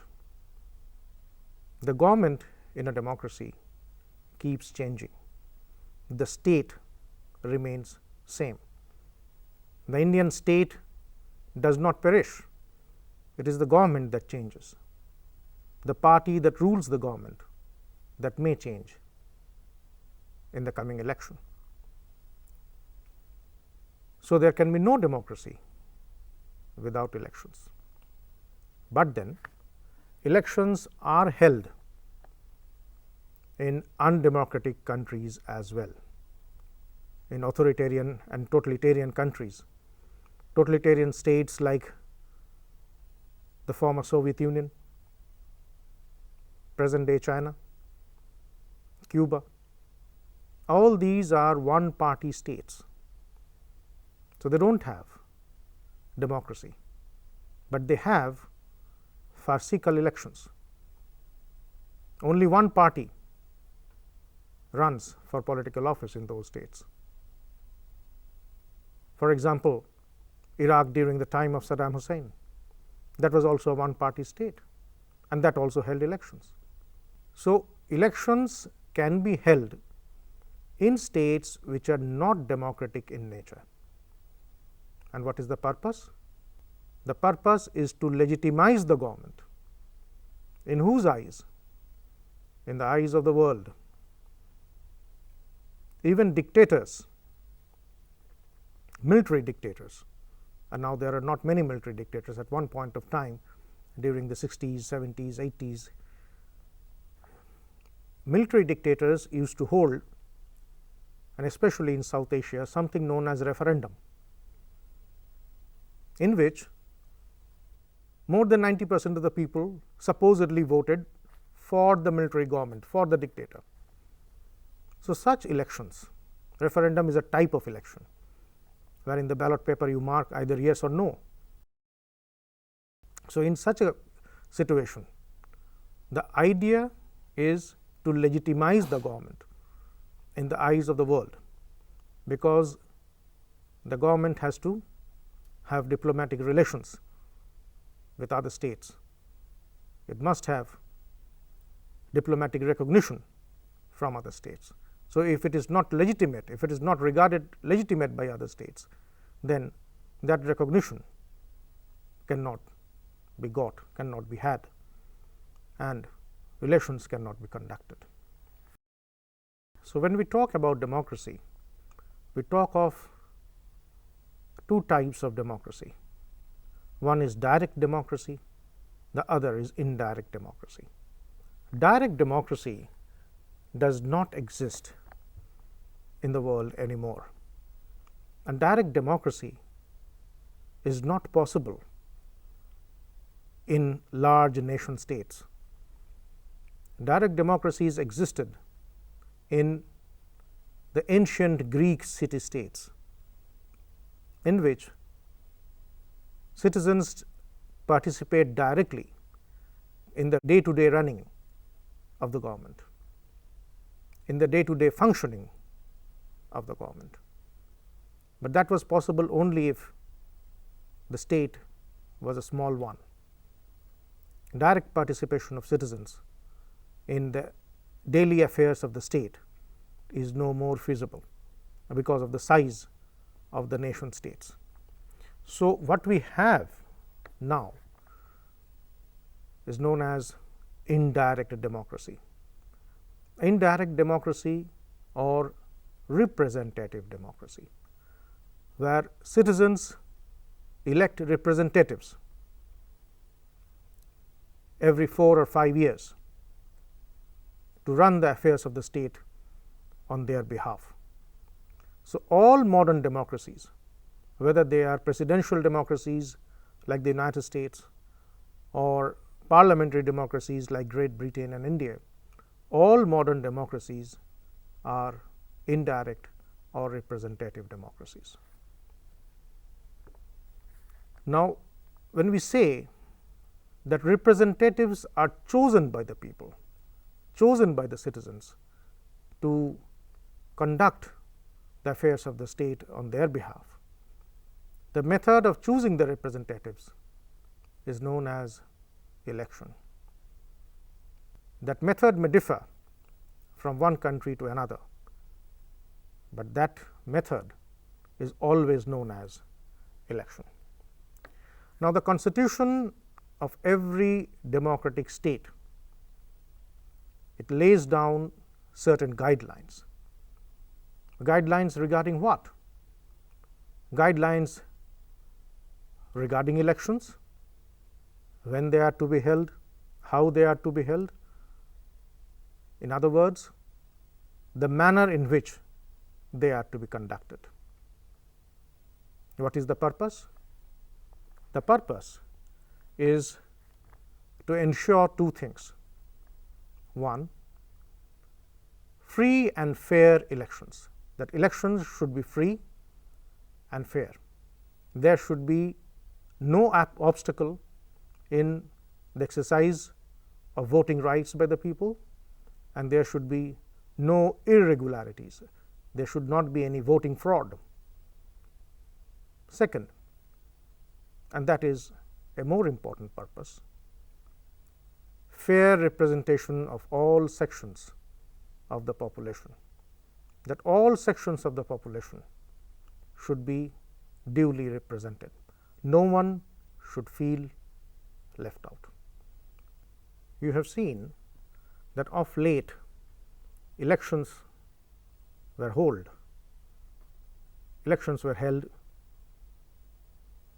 to elect a new Lok Sabha.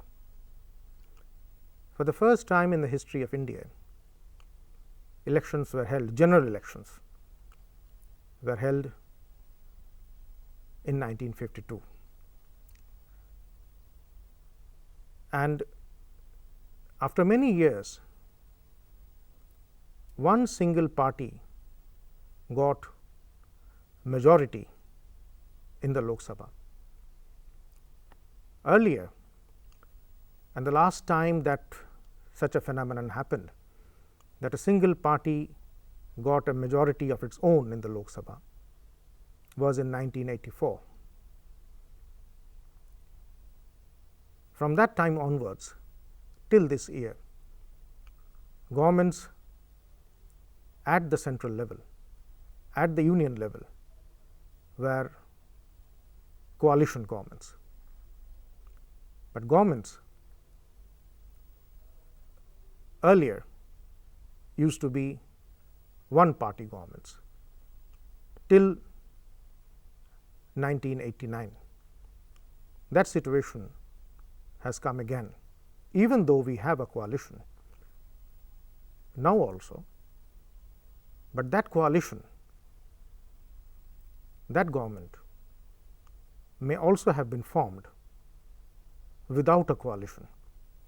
In other words, the largest party has an absolute majority in the Lok Sabha. So, this phenomenon has occurred after many years. You have heard the term coalition and you have heard the term alliance. What is the difference between the two? An alliance is a combination of political parties based on either a common ideology or a common minimum program. When an alliance is voted to power, it becomes a coalition. So, when an alliance becomes a ruling alliance, it becomes a coalition. It is referred to as a coalition. Otherwise, it remains an alliance. An alliance may be formed before the election. In most cases, it is before the election. Sometimes alliances are cobbled up after the elections. So, in this episode, we have learnt about what democracy is, the necessity, the compulsory nature of elections in a democracy, what are the types of democracy, whether direct or indirect, the indirect democracy as a type of democracy that exists in the world today, and you have heard about, and I was pleased to tell you about elections in India that started from 1952 and the very interesting phenomenon of a single party getting absolute majority in the Lok Sabha after 25 years. Thank you.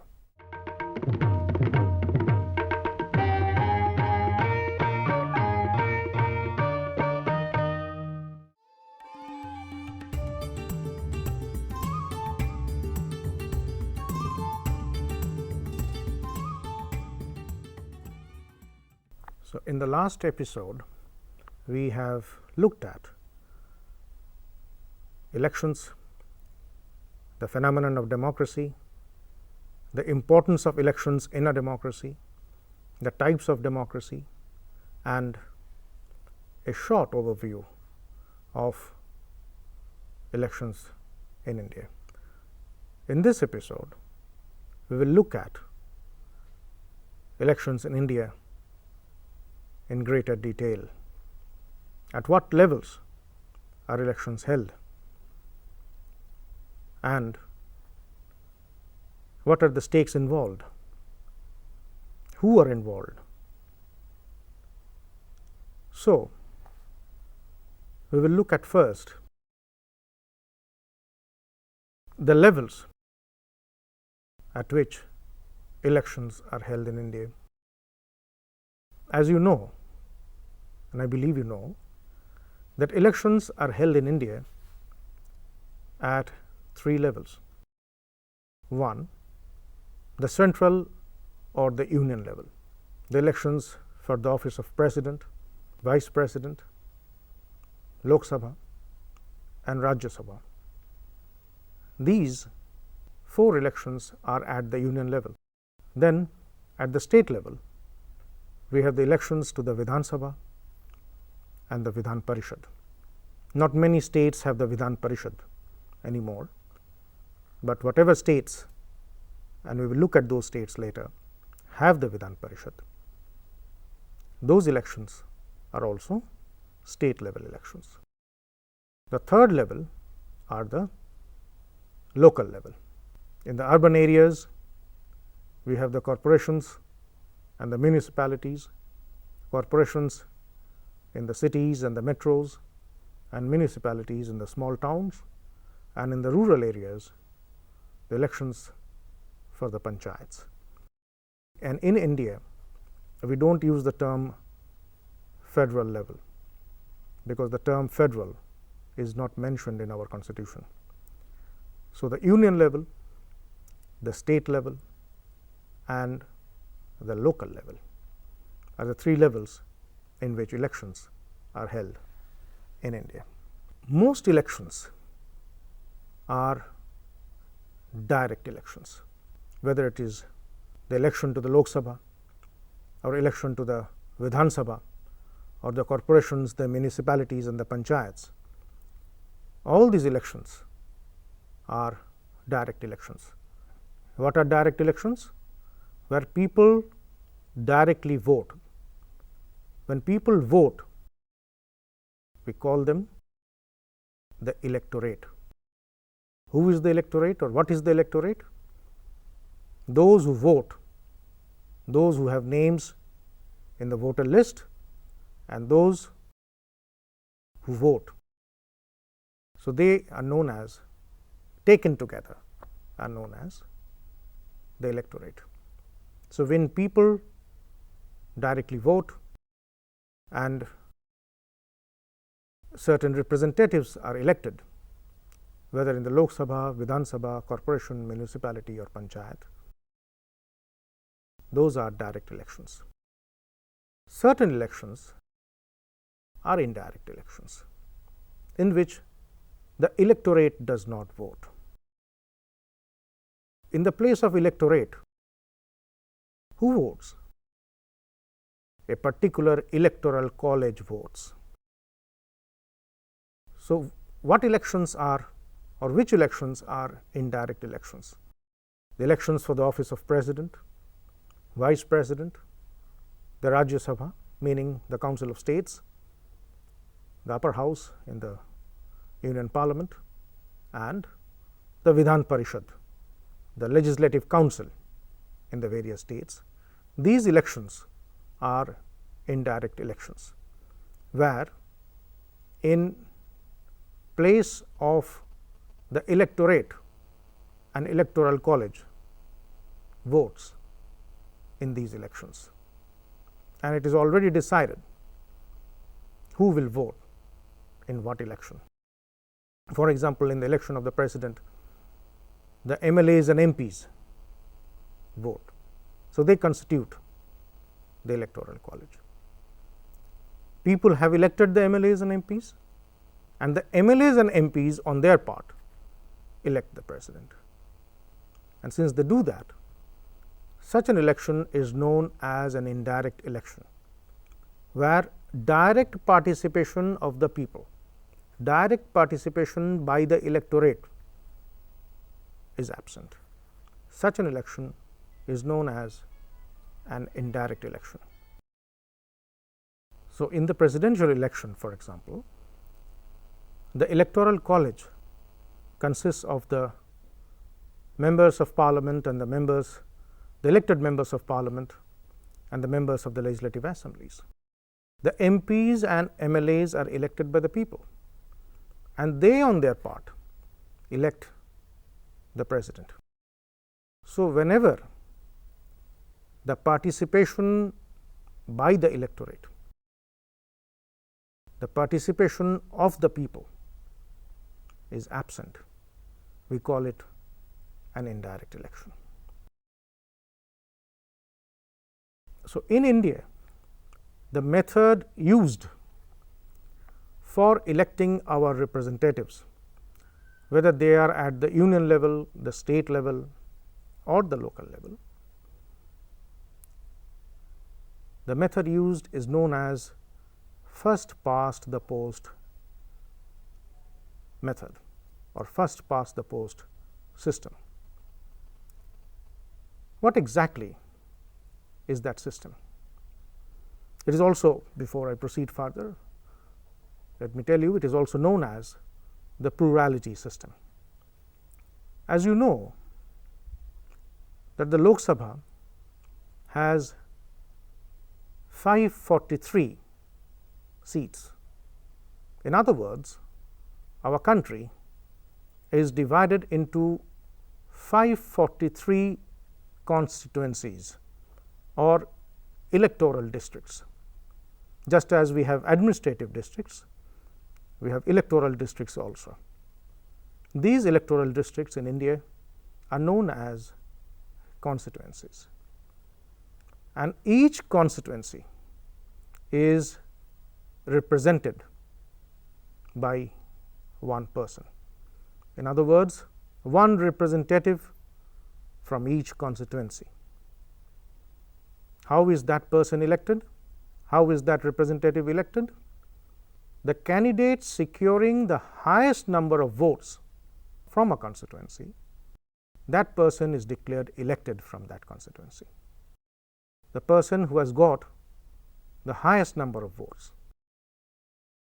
Now, one thing let me tell you is a party or a candidate can secure a majority of seats in the Lok Sabha, but they can win by polling a minority of votes. Let me explain you the first past the post system in greater detail. Suppose in a constituency, whether Lok Sabha or Vidhan Sabha, there are only 100 votes and there are 3 candidates, A, B and C. A gets 40 votes, B gets 35 and C gets 25. So, who is the winner?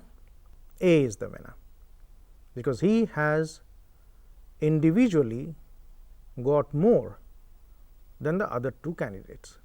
But then if we look deeper, we will see that he has actually won with the help of minority votes. In other words, 60 people in the constituency did not vote for him. Only 40 people had voted for him. In other words, his or her victory is based on minority votes. So, a party can secure a majority of seats in the Lok Sabha by polling a minority of votes. It is not necessary that a party's number of seats will coincide with the vote share in terms of percentage of votes received in the entire country. In other words, a majority of seats does not mean a majority of votes. So, any ruling party may claim a majority, of course, and that majority is secured in number of seats, in terms of number of seats in the legislature, and thus it claims a mandate. What is a mandate? A mandate is support by a majority of the people in favor of a political party or positions that a political party has taken.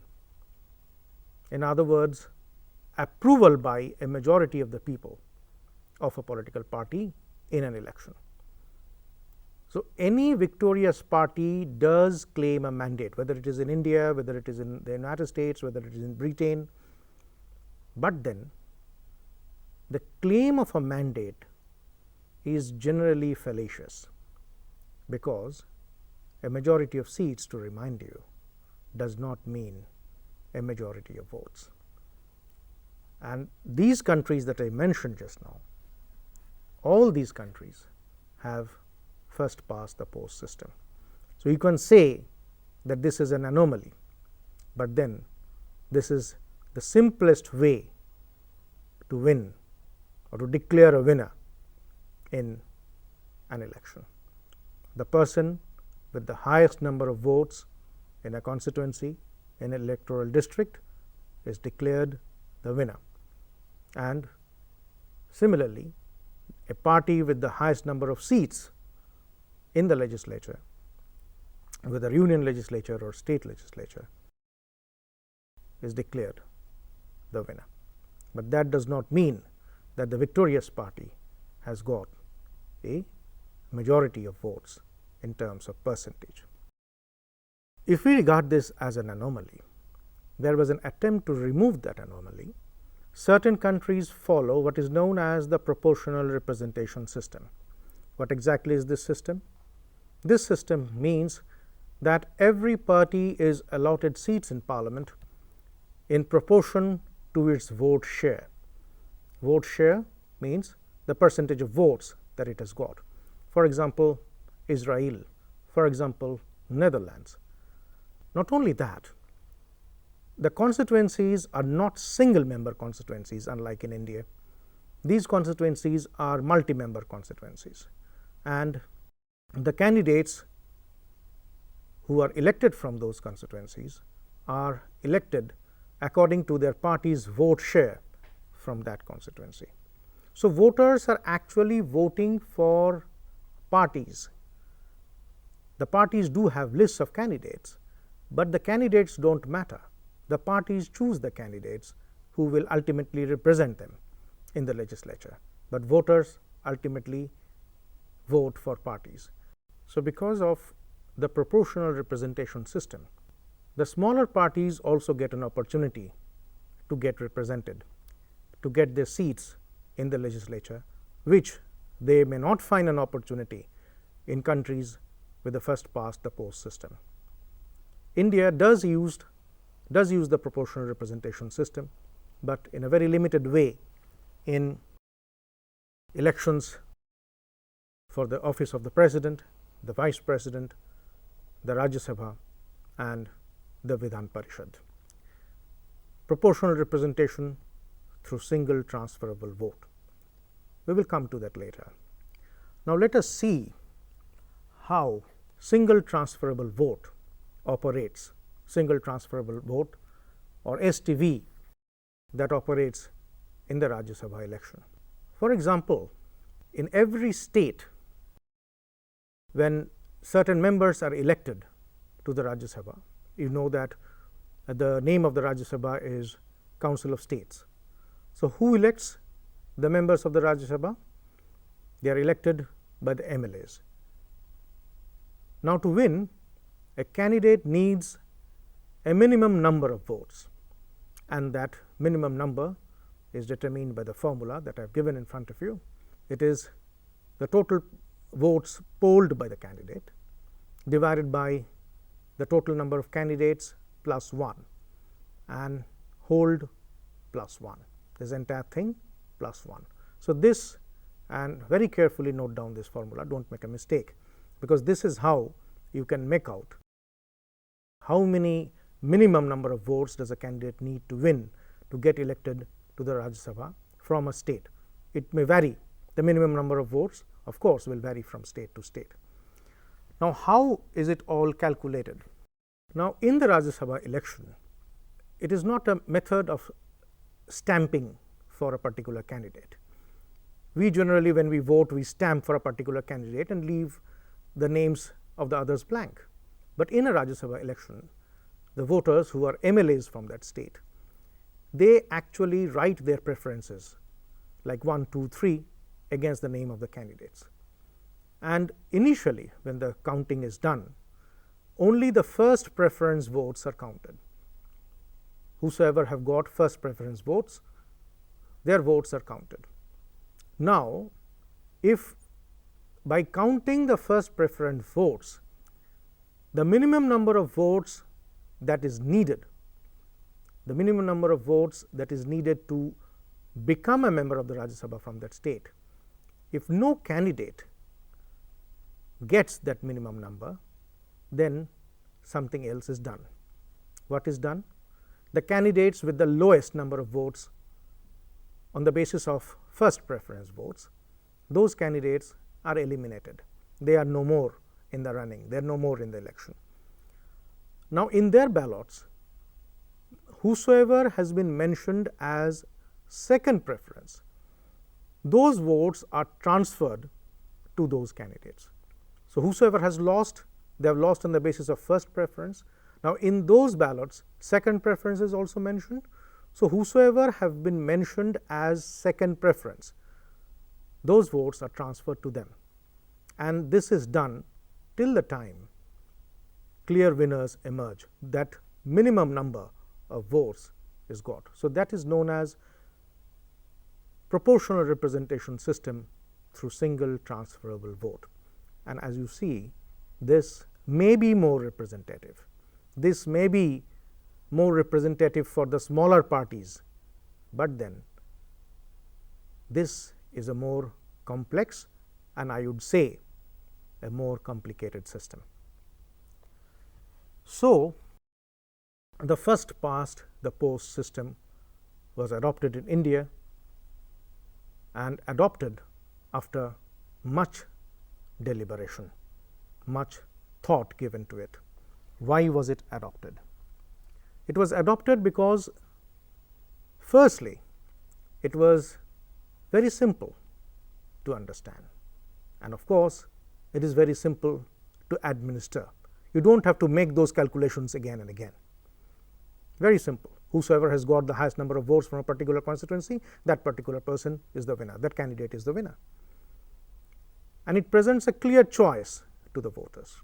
Most times voters look at parties. There are some who look at candidates. So, first past the post gives you the opportunity to look at both parties and candidates. Sometimes you may like the party, but not the candidate. Sometimes you may like the candidate, but not the party. But then for many people, for most people rather, it's the party that matters, the candidate does not. So, it gives the voters a very clear choice. Secondly, it produces a stable government and with a clear cut majority. Proportional representation may not lead to stability. Stability will be achieved in a first past the post system even with a coalition. Even if no party gets a majority, the coalition will have a clear cut majority. You cannot have a minority government in a first past the post system. If a party or a combination of parties is in a minority or are in a minority, then that combination or that party cannot be the government. So, this gives a stable government with a clear cut majority. And in the end, and that is not the least important, it elects a single candidate as a representative from every constituency. A single representative is responsible for his or her constituency. Voters know who is my MLA or who is my MP. So, that is why first past the post was adopted. So, in this episode we have seen in India at what levels elections are held, where direct elections are held, where indirect elections are held. We have seen what system the Indian Constitution has laid down, that is the first past the post system, and we have compared it with a rival system known as the proportional representation system, and to what extent that system is also followed, even though it is followed in a very limited way in India. In the next episode, we will look at reserved constituencies, what exactly are reserved constituencies, and we'll look at the phenomenon of free and fair elections. I hope that you enjoyed this episode. More than enjoying, you learned from this episode. Learning through enjoyment. Thank you so very much.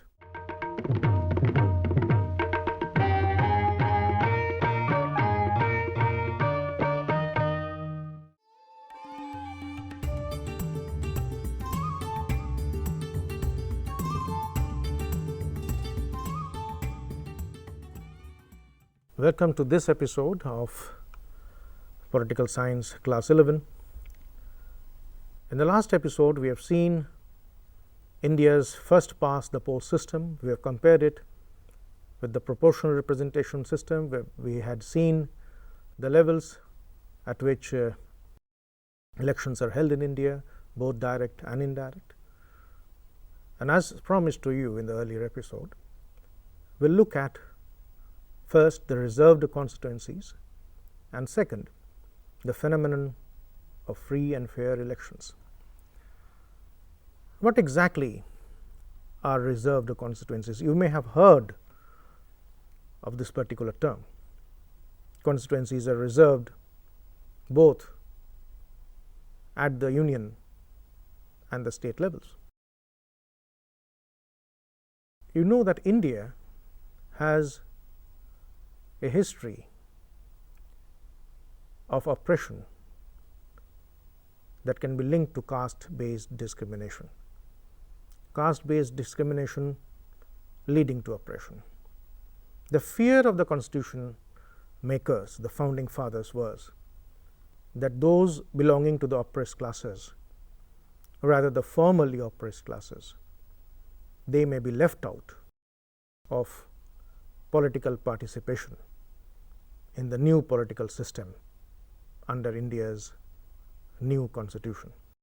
So, they wanted to put an end to the politics of exclusion. India's politics had to be the politics of inclusion. Each and every section of society must be represented.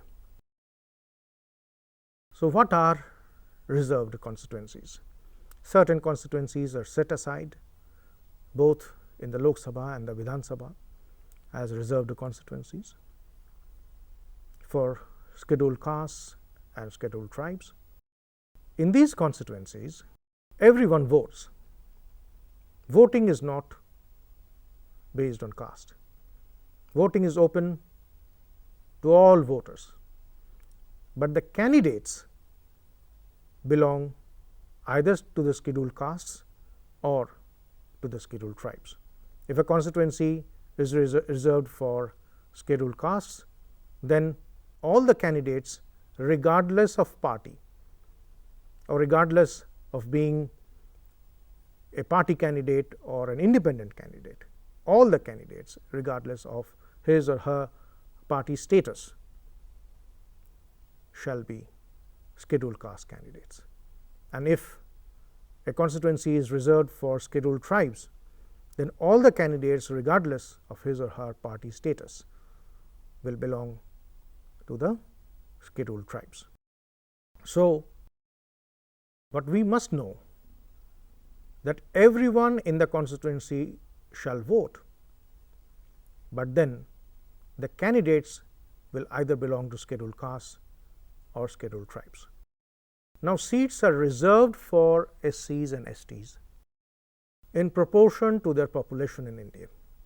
Presently, 79 seats are reserved for SCs and 41 for STs in the Lok Sabha out of the 543 Lok Sabha seats.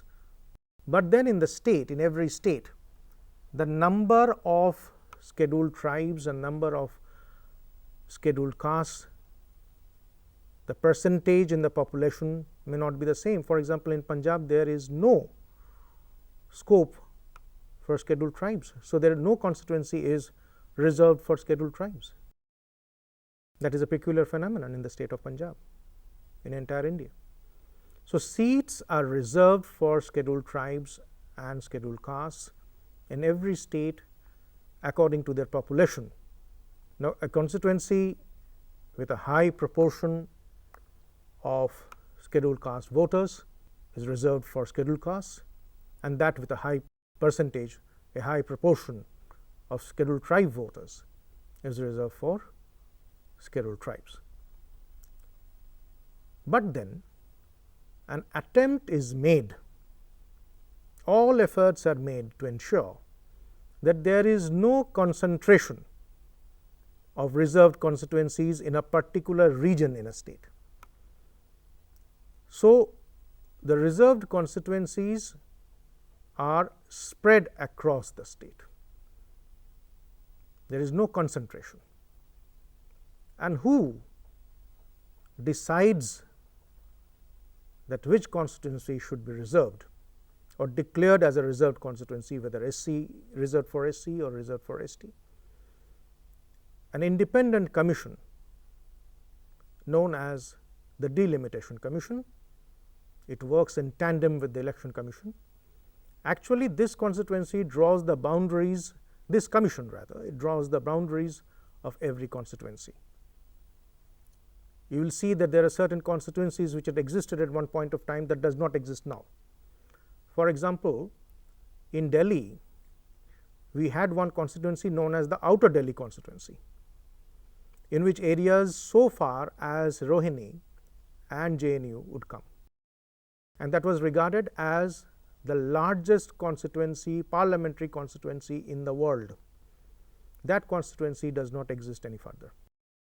So, this commission that I was talking about, the Delimitation Commission, which works in tandem with the Election Commission, this actually decides the boundary of every constituency, and this also decides which constituency shall be reserved for SCs and which constituency shall be reserved for STs. So, that is for the Delimitation Commission to decide and then forward to the Election Commission. So, why do we have reserved constituencies? For the simple reason that no section of society goes underrepresented or unrepresented. Certain sections of the population may be underrepresented, certain sections of the population may not be represented at all. So, to prevent this calamitous situation, the Election Commission reserves certain constituencies for SCs and STs. Another reason is that the British had also, when they ruled India before 1947, and whatever democracy they wanted to introduce in India through gradual doses, as they would like to say, they had introduced a system, and like all other systems that they had introduced, a system they had introduced known as separate electorates. What were separate electorates?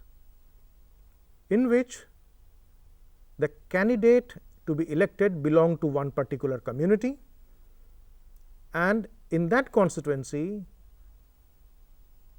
voters would all belong to that particular community.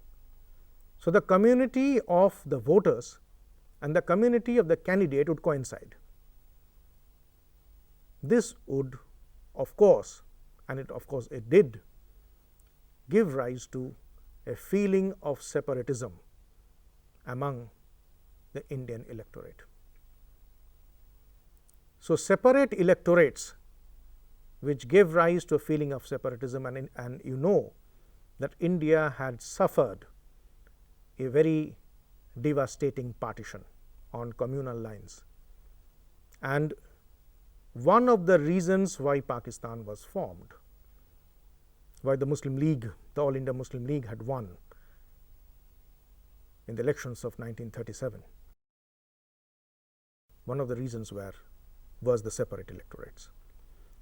So, under the new constitution, separate electorate system was done away with, and in the place of the separate electorates, a new system was brought in known as reserved constituencies, where the candidates, of course, are either SCs or STs according to the nature of the constituency. If it is reserved for SCs, then the candidates are all SCs. If it is reserved for STs, then the candidates are all STs. But voters are all voters of that particular constituency, not in an SC reserved constituency the voters are only SCs, or in an ST reserved constituency the voters are all STs. This does not happen. So, no feeling of separatism could arise as a result of the reserved constituencies. So, here we will see, as promised to you, the nature of free and fair elections. As you have heard time and again from leaders as you have read in the newspapers and as you have heard from even the Election Commission, this particular term, free and fair election. What does it mean? As you know that whosoever is a voter in India is a citizen. No non-citizen can vote in India. So, every citizen must have the freedom to exercise his or her right to vote without fear, without favor, without any obstacle, or without any influence. The voter may not vote out of fear, may not have taken a favor for someone to vote for a particular candidate or a party. Obstacles may not be put for preventing him or her from reaching the polling station, and he or she may not be influenced in a wrong manner in casting his or her vote. So, the election process must be transparent. Nothing must be hidden. There should be no unfair electoral practices. At one point of time, and today it has been eliminated in a very big way, known as booth capturing and rigging, box jamming. All these things used to happen at one point of time. Now, because of the EVMs and the voter I cards, these things have been, even though not altogether eliminated, they have been controlled to a large extent. So, these things should not happen. If these things happen, then elections cannot be regarded as free and fair. And most of all, the election results must reflect the will of the people. The will of the people, as I told you in the first episode, the consent of the people. The government is formed on the basis of the consent of the people. So, the election results must reflect the will of the people. The government produced, that is produced as a result of the elections, must be based on what the people want. So, that is why we have free and fair elections. So, now I will introduce you to another term, is universal adult suffrage. What does it mean? That every citizen, every adult citizen, 18 years or above, regardless of caste, sex, religion, race, ethnicity, language, property, income, or educational qualification, every citizen must be eligible to vote in general elections. General elections means elections to the Lok Sabha, state elections, and local elections. No one can be prevented on these grounds. Now, one thing you must remember, that there are many countries, leading modern capitalist industrial countries like the United States and Great Britain, which had not given women the right to vote at the beginning. Britain does not have a written constitution, but America does. But even then, the United States did not give its women the right to vote in the constitution that they framed in 1789. But that is not the case with India. India had given the universal adult suffrage from the beginning, from the time the constitution was adopted in 1950 and the first elections were held in 1952. So, that was a revolutionary constitution indeed, and we are proud of that. But then it was not the case with age. Initially, when the constitution was adopted, the voting age was minimum 21 years. But then the Constitution's 61st Amendment Act of 1988, that amended Article 326, the relevant portion, and reduced the voting age, lowered the voting age to 18 years. And the first election, the Lok Sabha election of 1989, was the first election in which the voting age had been reduced to 18 years. Also, there is another qualification. Section 62, subsection 5 of the Representation of the People's Act 1951. It lays down that no person confined in prison or in lawful custody of the police can vote in elections. So, if a person is a voter, is in jail or in custody of the police for some reason, he or she may not vote in the election. So, there are certain qualifications, but then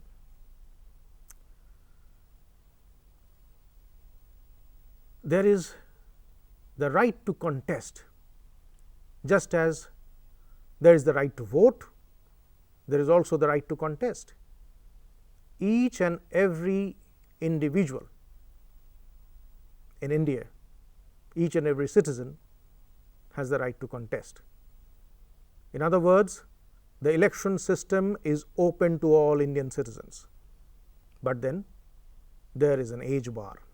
To be a candidate, there are certain restrictions, certain bars which you cannot violate. For example, for the Lok Sabha elections and the Vidhan Sabha elections, you have to be a minimum of 25 years of age. You also have to see the relevant articles that are given. You must note down the relevant articles as I speak. So, as far as the Lok Sabha elections and Vidhan Sabha elections are concerned, a candidate must not be less than 25 years.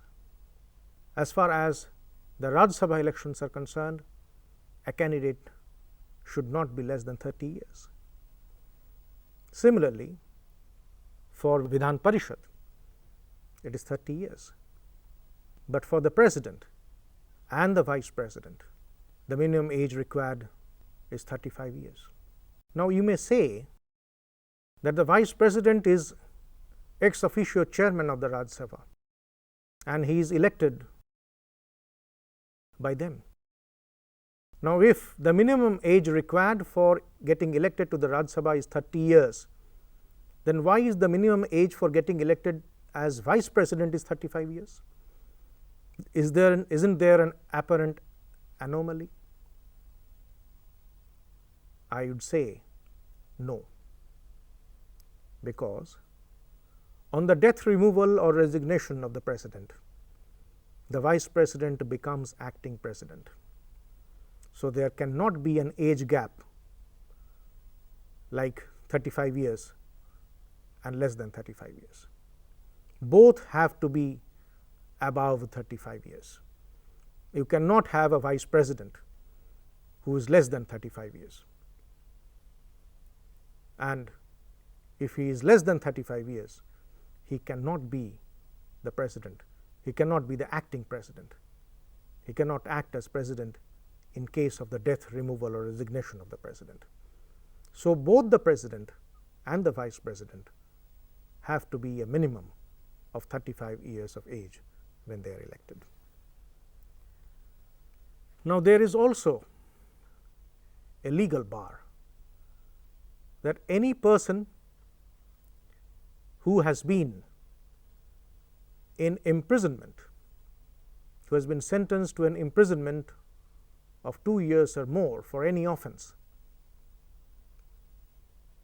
cannot contest elections, and no person out on bail can contest elections either.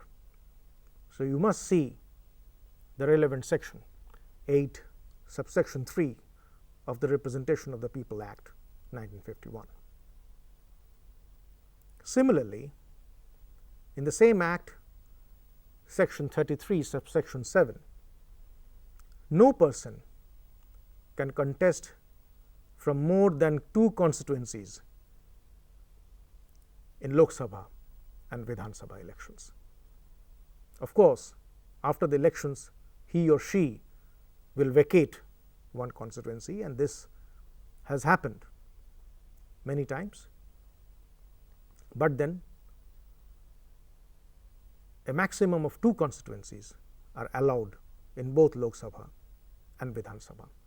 And once a constituency falls vacant And this brings to mind a special election once a constituency falls vacant because of the elected member vacating it willingly, or the elected member unfortunately passing away, or the elected member having resigned for some reason, or having lost the membership for some reason, and that provision is also there in the Constitution. Then a special election is held to fill up the vacancy that is created, and that election is known as a by-election. So, we have seen universal adult suffrage, and we have seen free and fair elections. So, in the next episode, we will talk about the Election Commission, the body responsible for conducting elections in India, in great detail. Thank you so very much.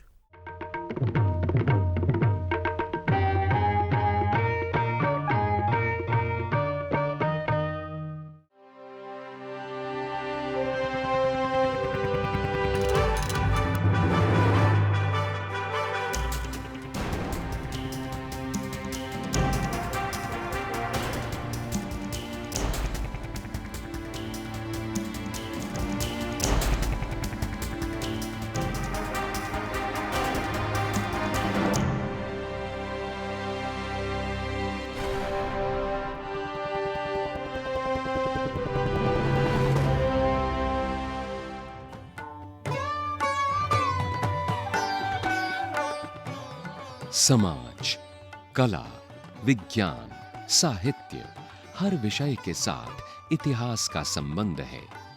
हमारे जीवन के हर पहलू को छूता है इतिहास।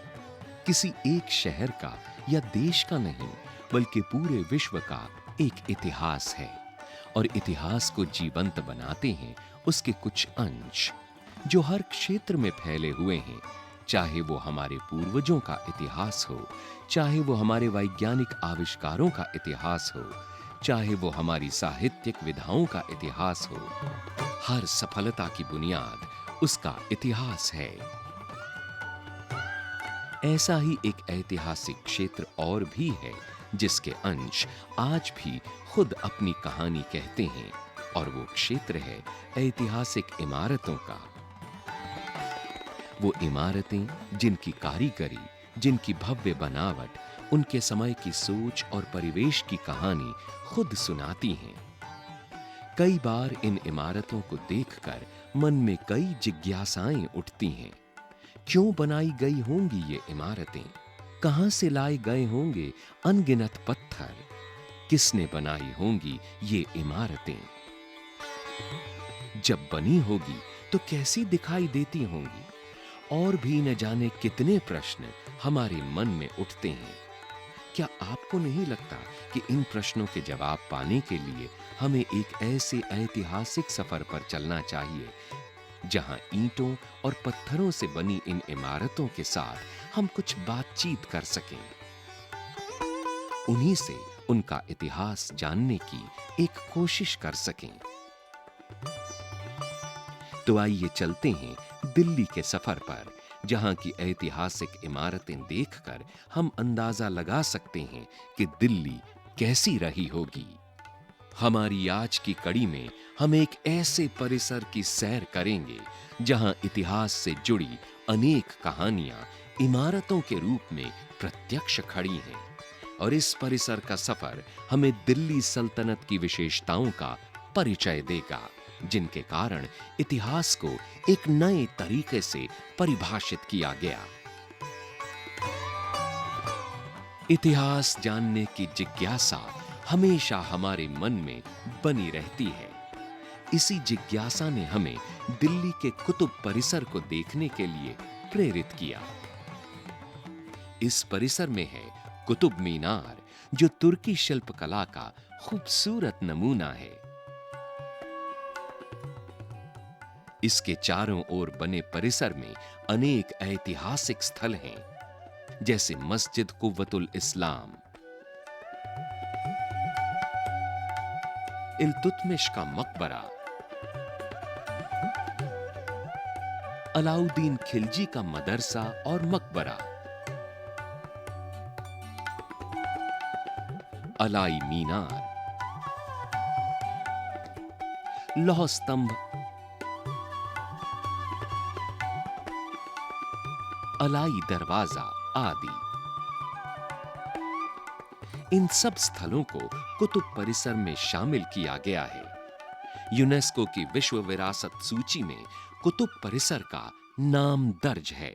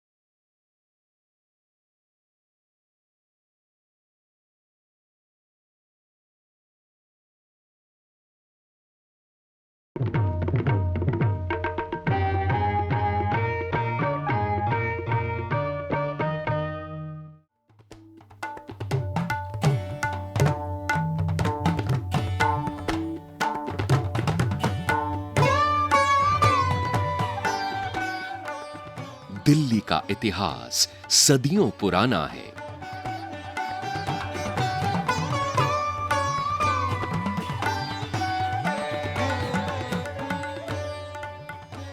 विश्व भर से पर्यटक दिल्ली के ऐतिहासिक स्मारकों को देखने आते हैं। ये ऐतिहासिक इमारतें हमारी मदद करती हैं हमारे अतीत और हमारे इतिहास को जानने और समझने में।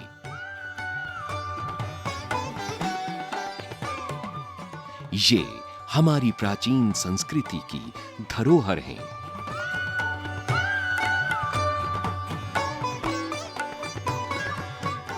आज हम आपको दिल्ली के एक महत्वपूर्ण स्मारक दादी पोती के मकबरे से परिचित कराएंगे। दादी पोती का ये मकबरा कई मकबरों में से एक है जो हौज खास के उत्तरी इलाके में बसे रिहायशी क्षेत्र ग्रीन पार्क में स्थित है।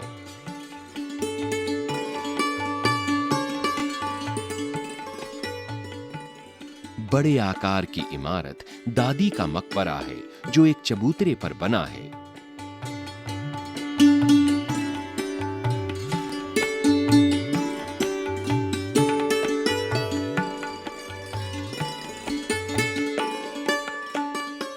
छोटा मकबरा पोती का है।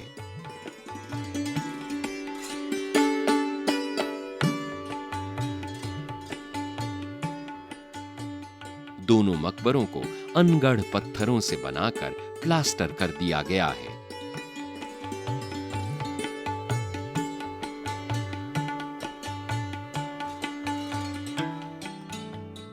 इन मकबरों में कौन दफन है इसकी जानकारी उपलब्ध नहीं है।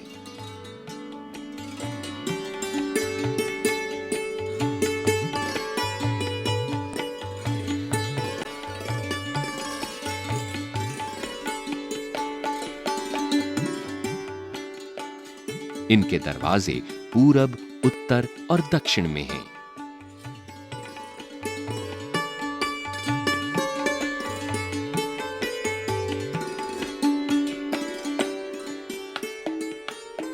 पोती का मकबरा लोधी काल का है।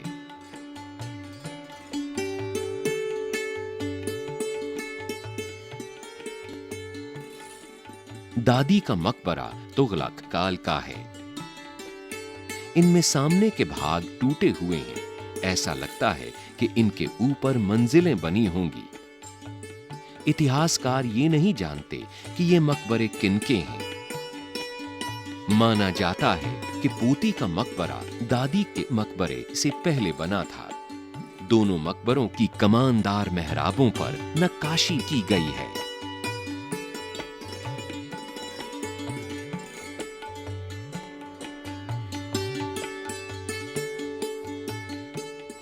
इतिहास की धरोहर हैं हमारे ये ऐतिहासिक स्मारक जो अपनी प्राचीन गरिमा को संजोए गर्व से सिर उठाए खड़े हैं। ये मूक हैं पर निष्प्राण नहीं हैं। इनकी आत्मा की महक इनकी एक एक ईंट में समाई है। ये अपने गौरवमयी अतीत की कहानी खुद सुनाते हैं।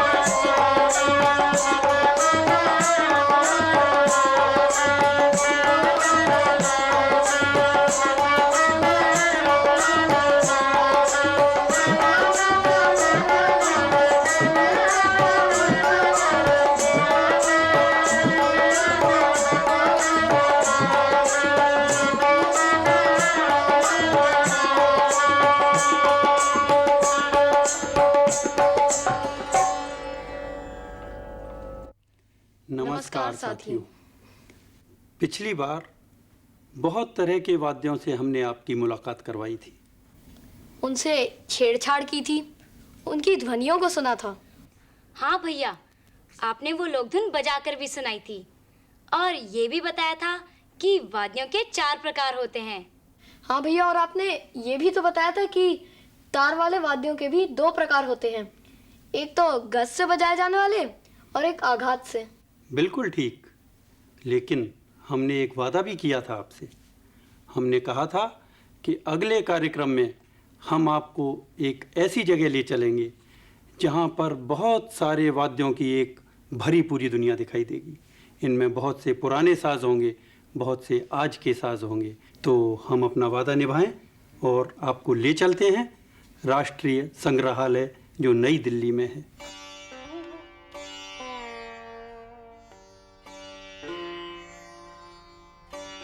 तार वाले साजों में सबसे पहला साज कौन सा रहा होगा? शायद धनुष। जब बाण को खींचकर छोड़ा जाता होगा तो एक टंकार पैदा होती होगी और उसी से शायद तार वाले साजों का जन्म हुआ। इन साजों में बाद में बहुत विकास हुआ और भिन्न भिन्न तरह की वीणाएं बनाई गईं। दक्षिण भारत की वीणाएं और उत्तर भारत की वीणाएं अलग किस्म की होते हुए भी सब तार वाले वाद्यों में गिनी जाती हैं। भारत में आजकल जितनी वीणाएं प्रचलित हैं उन सब में 2 तूंबे ज़रूर दिखाई देते हैं। वीणाओं से विकास हुआ सितार का। कहते हैं त्रितंत्री वीणा, जिसे सेहतार कहा जाता था फारसी में, उससे सितार का विकास हुआ। कुछ दूसरे लोगों का ख्याल है कि खुसरो खां ने सितार को बनाया। सितार अलग अलग प्रांतों में अलग अलग तरह के पाए जाते हैं। यह सितार राजस्थान का है। नक्काशी से भरा हुआ यह सितार कश्मीर का है।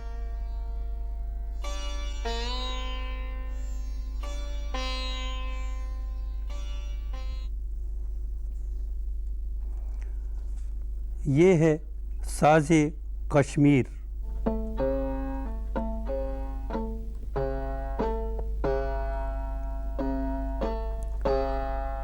और ये खूबसूरत वाद्य है तानपुरा। तानपुरा सुर देने के लिए प्रयोग किया जाता है। बंगाल का यह साज है जिसे कानून और सितार, इन 2 साजों से मिलाकर बनाया गया है।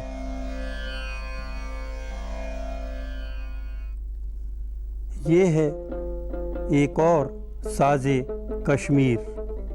इसकी आकृति कुछ कुछ रबाब जैसी है।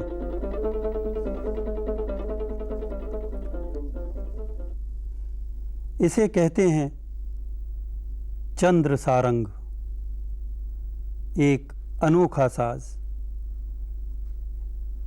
ये जो साज आपको दिखाई दे रहे हैं ये हैं सरोद।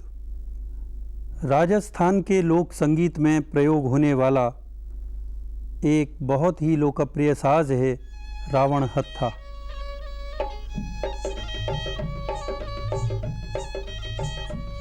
इसे गज से बजाया जाता है और इसके साथ लोक गायक गाते हैं। बंगाल में बहुत प्रचलित है एक साज जिसे कहते हैं इसराज। इसे सारंगी की तरह गज से बजाते हैं, पर सितार की तरह इसमें पर्दे भी होते हैं। सारंगी हिंदुस्तान का बहुत पुराना वाद्य है। लोक संगीत से लेकर शास्त्रीय संगीत तक इस वाद्य को सब जगह भरपूर सम्मान मिलता है। सुर देने के लिए तानपुरे का तो रिवाज हमारे देश में है ही, सुरमंडल भी बहुत उपयोगी माना जाता है। इसमें ढेर सारे तार होते हैं। बहुत सारे तारों से युक्त एक और वाद्य है संतूर। कहते हैं भारत की पुरानी शततंत्री वीणा से इसका विकास हुआ है।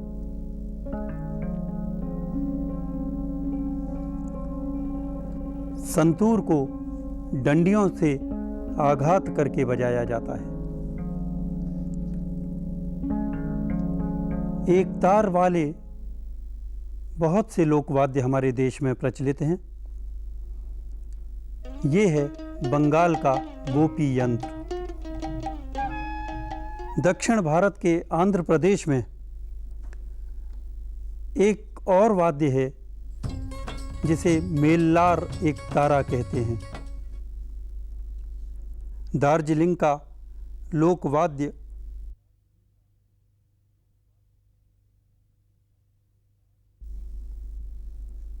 ये साज है वॉयलिन। इसे गज से बजाया जाता है। ये साज सभी तार वाले साज हैं। इनमें अलग आकृतियां हैं, इनकी आवाज़ भी अलग है, लेकिन सब में वही 7 सुर बजते हैं। हमने कई तरह के तार वाले वाद्य देखे, कहीं देखोगे इन्हें तो पहचान लोगे ना? भैया पहचान तो लेंगे, पर आप ये बताइए कि ये इतने सारे सुंदर वाद्य ये बनते कैसे हैं? बनते कैसे हैं, ठीक सवाल किया तुमने। ये वाद्य बनाने वाले सिर्फ दिमाग के कलाकार नहीं होते, वो दिल के कलाकार भी होते हैं। क्योंकि जब इन साज़ों को कोई बड़ा उस्ताद बजाता है तो उस साज़ के ज़रिए वो अपने दिल और दिमाग दोनों को हमारे सामने रख देता है।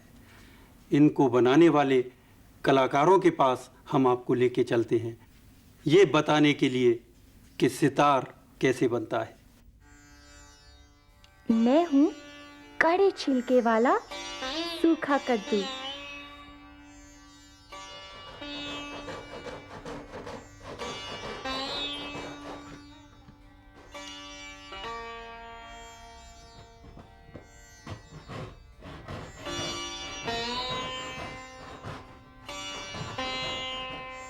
गूदा निकालकर मुझे खोखला कर दिया गया, घिसकर खुरच कर मुझे चिकना कर दिया गया।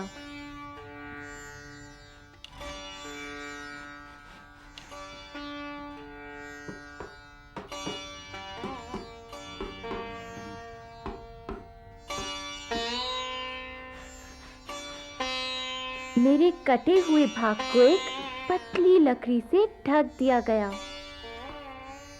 तुम्बे के साथ लगाया गया एक लंबा दंड। आकार तो बन गया, पर वाद्य बनने में अभी कुछ देर है।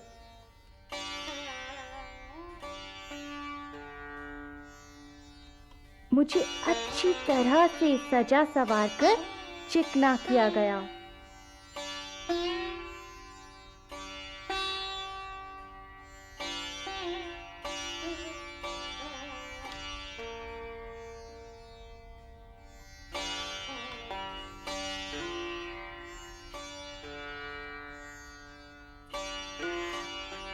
तार बांधने के लिए खूंटियां लगाई गई। सधे हाथों ने तार बांधे। ब्रिज लगाया गया।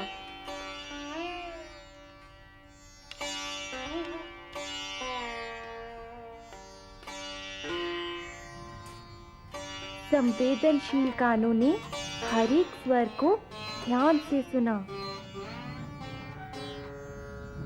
अब मैं तैयार हूँ किसी कलाकार के हाथों में जाने को।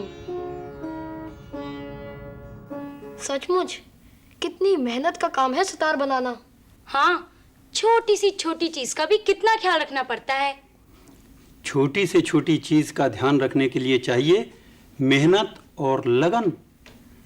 यही मेहनत और लगन जब इन साजों को बजाने के लिए लगा दी जाती है तो फिर खूबसूरत कलाकार बन जाते हैं। जैसे ये ज़रा सा बच्चा, देखिए किस खूबसूरती से अपने साज को बजा रहा है। मेरा नाम विनोद है। राउंड था मेरे हाथ में, गज से बजाया जाता है और घूमर बजा रहा हूँ।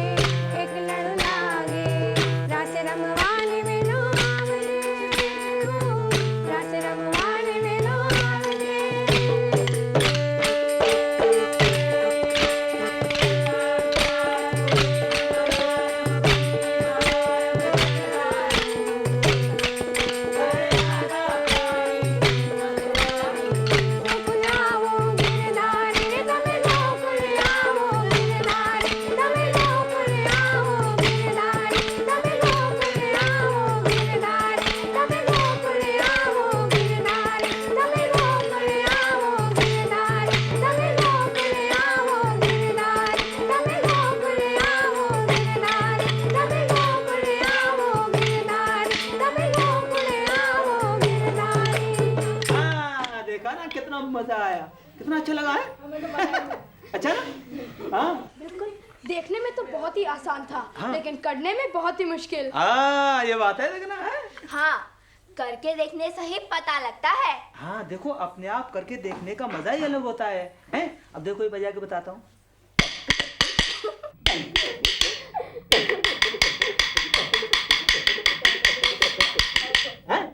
देखो ये भी धुनी है, अच्छी धुनी है ना जी। हाँ, इनको बोलते हैं वाद्य। ये भी वाद्य है, जो बजते हैं वो वाद्य है ना, समझ आ रही है? हाँ हाँ, वाद्य यंत्र नहीं, वाद्य। देखो बैठो, आओ। ये भी वाद्य है। हाँ, लेकिन इनमें ना तार है और ना ही फूंक मारकर बजाया जाता है। तो क्या हुआ? बड़े अद्भुत वाद्य है। हाँ देखा ना, कुछ भी चीज नहीं इसमें, चमड़े की भी चीज नहीं है। ये होते हैं घनवाद्य। तो ये घनवाद्य यही है कि दो चीज आपस में टकराती है, उनकी अच्छी आवाज निकलती है, तो उनको बोलते हैं घनवाद्य। मुझे तो लगता है कि इन घनवाद्यों की शुरुआत शायद दो लकड़ियों के बजाने से हुई हो। हाँ हाँ। या तो पत्थरों के? बिल्कुल ठीक कहा, ये भी घन वाद्य है। ताली के? हाँ, ताली से। और भी बहुत सारी चीजें घन वाद्यों में हैं। कुछ भी जैसे लकड़ी के ये अभी बजाए, अरे गिलास, ये देखो, इसका भी देख सकते हैं, ये भी घन वाद्य हो सकता है। एक मिनट देखो ना, ये भी घन वाद्य हो गया। हाँ, ये घुंघरू है जैसे, ये भी घन वाद्य है। इनमें दो गोलियां हैं ना, तो टकराती हैं आपस में, आवाज निकलती है ना। और देखो ये भी है, जैसे कि ये पड़ा, देखो मजीरा है ये, है? ये भी बहुत सारी चीजें ऐसी, किसी भी कितनी भी चीज, ये देखो ये घंटी है पूजा की, ये देखो ये टकरा रही है इसमें, है ना। ये भी घन वाद्य, ये सभी घन वाद्यों की श्रेणी में आते हैं।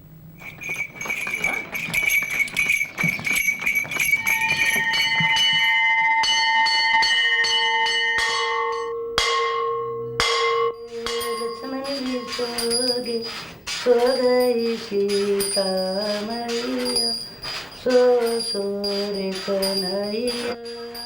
कितनी मिठास है इन ध्वनियों में। हाँ प्रिया, समय के साथ साथ बहुत सारे वाद्य इन घन वाद्यों की श्रेणी में जुड़ते चले गए। विशेष प्रभाव उत्पन्न करने में इनसे बहुत मदद मिलती है। लोक शैली के जो गायन हैं उनमें तो इनका प्रयोग बहुत प्रभावकारी होता है। अच्छा, किसी लोक शैली का नाम बता सकते हो? हाँ, आल्हा। हाँ, पांडवानी। पांडवानी बहुत अच्छे। आला है, पांडवानी है, ढोला है, जिक्री भजन है, रांझा है, हीर है ना। ऐसे नाम तो सुने होंगे तुमने। जी जी, मैंने सुने हैं। बहुत सारी लोक गाथाएं इस तरह से गाई जाती हैं जिनमें घनवाद्य प्रयोग होते हैं। एक प्रमाण मैं थोड़ा सा बताता हूँ आपको, वो श्री कृष्ण की कथा में से है। ब्रज की होली तो सुना होगा तुमने। जी जी। वो ही बताता हूँ। इसमें देखो ये मजीरे का प्रयोग कैसे होता है। अरे होरी रे रसिया बरजोरी रे रसिया, होरी रे रसिया बरजोरी रे रसिया, हो आज बिरज में होरी रे रसिया, हो आज बिरज में होरी रे रसिया, हो होरी रे रसिया बरजोरी रे रसिया, हो होरी रे रसिया बरजोरी रे रसिया, हो आज बिरज में होरी रे रसिया, हो आज बिरज में होरी रे रसिया।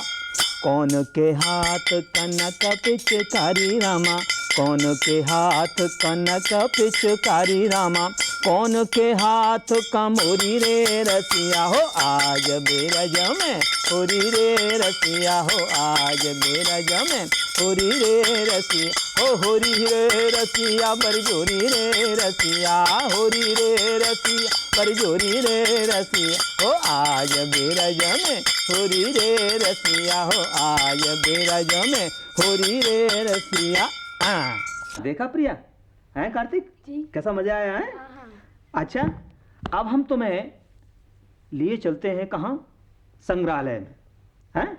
वहाँ पर आप देखोगे बहुत सारे, बहुत प्रकार के, अनेकों प्रकार के घन वाद्य एक ही स्थान पर, एक ही जगह पर मौजूद होंगे। वहाँ देखेंगे, चले? हाँ चलो।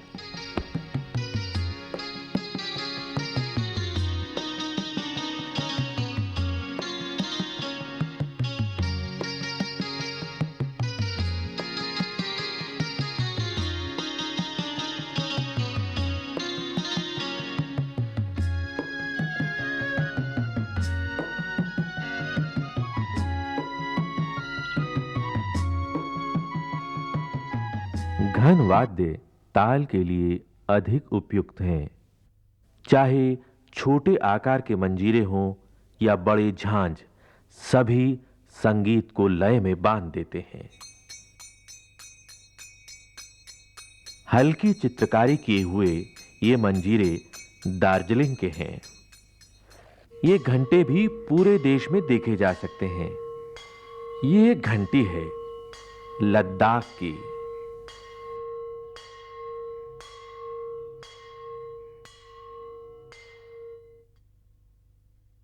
ये करताल हैं जो उंगलियों में फंसाकर भी बजाए जाते हैं और दोनों हाथों से भी। भक्ति संगीत में इनका विशेष प्रयोग होता है। ये करताल राजस्थान की है।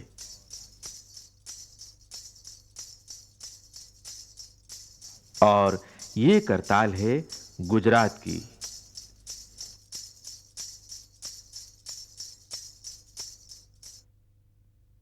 इसे पहचानना तो मुश्किल नहीं है ना? जी हां, ये कहलाता है चिमटा। देखा हैं? कितने बढ़िया वाद्य थे, कितने सारे वाद्य थे और एक ही जगह पर। हैं? कितना अच्छा लगा। अच्छा, कोई खास बात नजर आई तुम्हें इनमें? हाँ, मुझे तो एक ही खास बात नजर आई। क्या बताओ? कि सारे साज धातु के बने थे। हाँ, जैसे घंटा, घंटी, मंजीरा। बिल्कुल बिल्कुल बिल्कुल ठीक बात। कुछ लकड़ी के भी तो थे, जैसे डांडिया और करताल। हाँ, बहुत अच्छे बहुत अच्छे। अब इनसे हटकर के एक साज और भी है। वो ऐसा वाद्य है, वो न तो लकड़ी का है न किसी धातु का बना हुआ है। वो है चीनी मिट्टी के प्यालों का। उसका नाम है जल तरंग। जल तरंग? जल तरंग यानी पानी की तरंग। उसमें प्यालों में पानी भरते हैं स्वर को ऊंचा और नीचा करने के लिए। हैं? अच्छा, उनको देखते हैं और सुनते हैं। चलो आओ। हैं? आओ।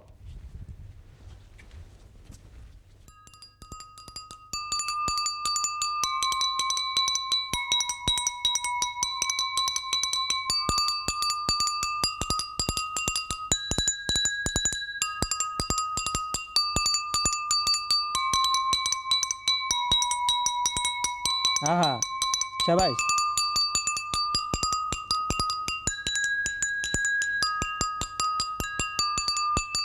बहुत अच्छे धर्मेश, बस शाबाश। देखा बच्चों, ये है जल तरंग। कितनी मीठी आवाज़ है इसकी। हैं? ये भी घनवाद्य है, लेकिन ये चीनी के प्याले हैं। अब एक बात और है इनमें। अब तुम देख रहे हो ये बड़े प्याले हैं और ये छोटे होते हुए जा रहे हैं। हैं? इनमें भी बात है। जो बड़ी चीज़ होती है ना, उसकी भारी आवाज़ होती है, बड़ी आवाज़ होती है। और जो छोटी चीज़ होती है, पतली चीज़ होती है, तो उसकी पतली आवाज़ होती है। देखो इनमें फ़र्क है। देखो ये आवाज़ है इसकी, लेकिन छोटे की क्यों फ़र्क है ना? हाँ, देखो ये चुटकियाँ भी घनवाद्य हैं। देखो ऐसे करो, 1 2 3 4 5 6 7 8। एक ताली, 3 4 5 6 7 8। 1 2 3 4 5 6 7 8। 1 2 3 4 5 6 7 8। 1 2 3 4 5 6 7 8। 1 2। ये बात। हाँ, करो यहाँ से। चलो जोर से।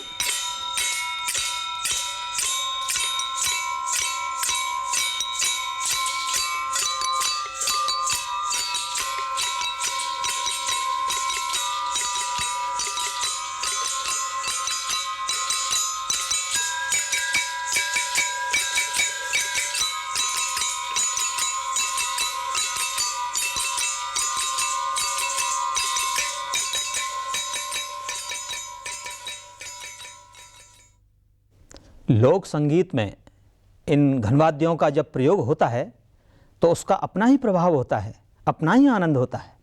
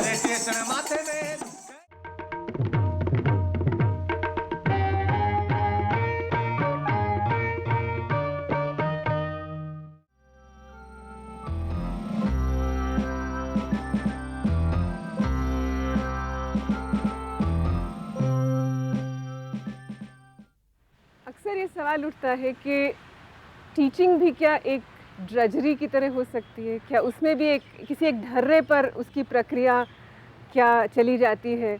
उसमें अगर एक नयापन चाहिए, एक टीचर को एक नवाचार की एक जगह चाहिए, सोच चाहिए, तो कैसे किया जाए? अब दरअसल ये सही है, अगर हम माने कि टीचर क्लास में जाके बस वही एक किताब है, वही एक ज्ञान जो वो उसको देना है किसी को, तो फिर वही एक पीरियड है और हर साल उसको वही करना है, तो फिर उसमें नयापन क्या है? पर अगर हम ये मानते हैं कि टीचिंग सिर्फ टीचर का जाकर वहाँ ज्ञान देना नहीं है, टीचिंग एक संवाद है, टीचिंग एक प्रक्रिया है, टीचिंग एक इंटरैक्शन है, जिसमें टीचिंग और लर्निंग दोनों शामिल हैं, तो फिर वाकई हर रोज़ एक नया दिन है, हर क्लास एक नई क्लास है, हर बच्चे की समझ और सोच एक नई बात है।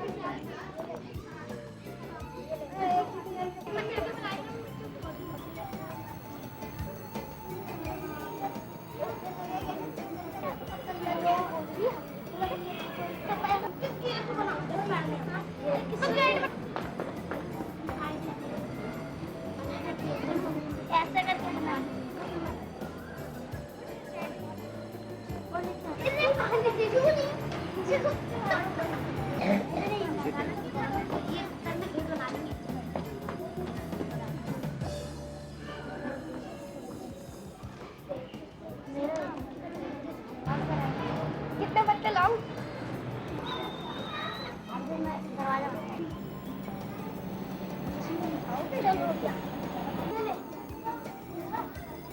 तोड़ दिया यार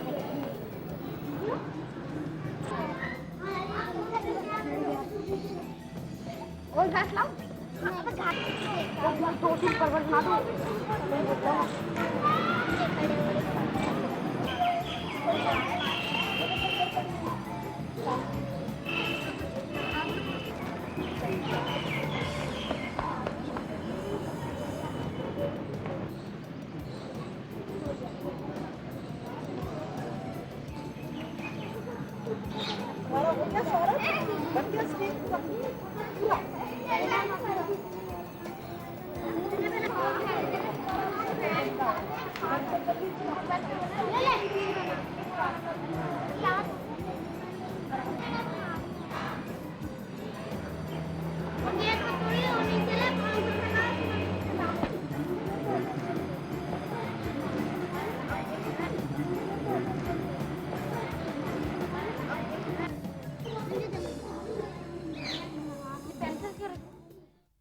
ये एक्टिविटी कराने का हमारा मेन मकसद तो यही है कि बच्चे क्लासरूम से निकलकर एक खुली जगह पर टीम में जब ये काम करते हैं तो आपस में एक दूसरे से बहुत कुछ सीखते हैं। मकसद ये भी है कि मिट्टी से जुड़े रहेंगे। बच्चे बहुत कुछ बनाते हैं, कभी कभी हमें भी नहीं मालूम होता बच्चे क्या सोच रहे हैं, क्या इमेजिन करते हैं, और जब यहाँ पर एक खुली जगह पर वो इतना कुछ बनाते हैं, उनका अंदर क्या सोच है, क्या विचार है, क्या इमेजिनेशन है, जब वो बनाते हैं तो बहुत अच्छा लगता है। छोटे बच्चों का कभी कभी जो क्लास में पढ़ रहे हैं, चाहे काउंटिंग का है, चाहे कलर्स का है, शेप का है, क्लास में पढ़ा, जब यहाँ पर आके छोटे छोटे स्टोन के रूप में कहिए, घास, पत्ते काउंट करके वो कोई ना कोई उसको शेप देते हैं। इस कारण जो उनका वो क्लियर भी हो जाता है कि क्लास में वो क्या पढ़ रहे हैं और यहाँ पर वो क्या कर रहे हैं।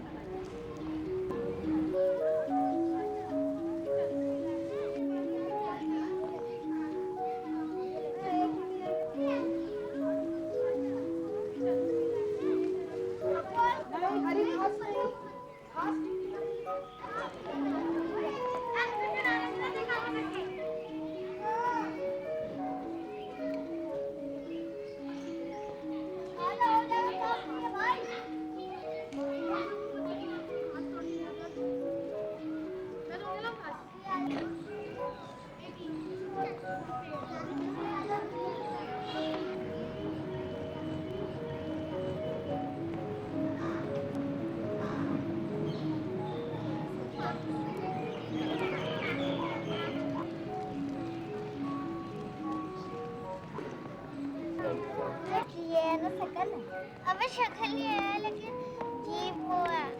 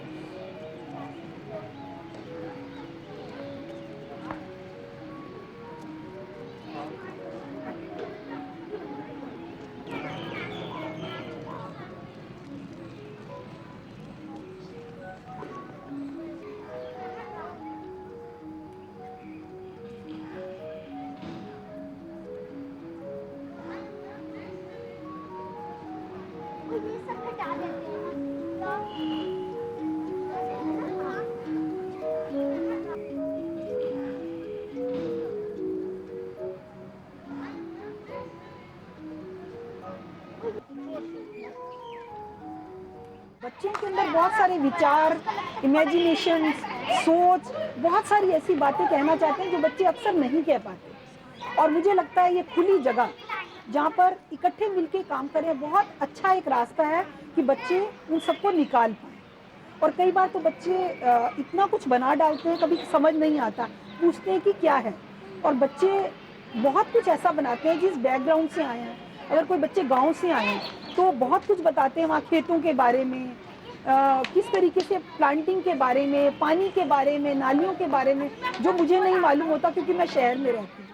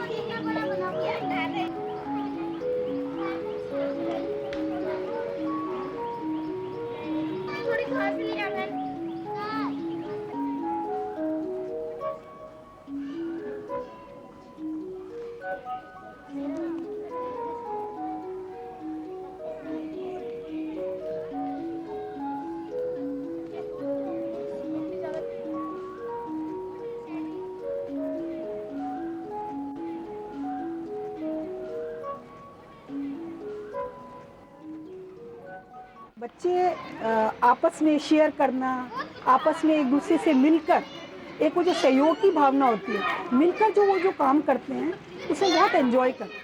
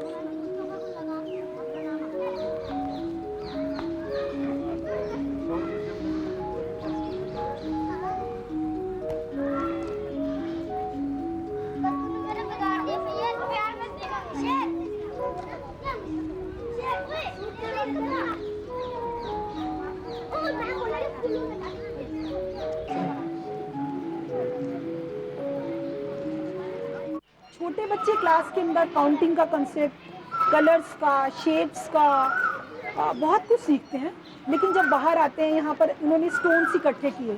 जब उनको कहा जाता है कि बच्चों आप क्लास में अगर 20 तक सीखा है तो आप 20-20 स्टोन इकट्ठे करो, तो वो जो काउंटिंग करते हैं, बार बार करते हैं, फिर भूल जाते हैं, फिर करते हैं, पत्ते इकट्ठे करना या शेप, एक ही शेप के हमको पत्थर इकट्ठे करने हैं, एक ही कलर के करने हैं, उसमें वो जो बहुत अच्छा मौका होता है सीखने का।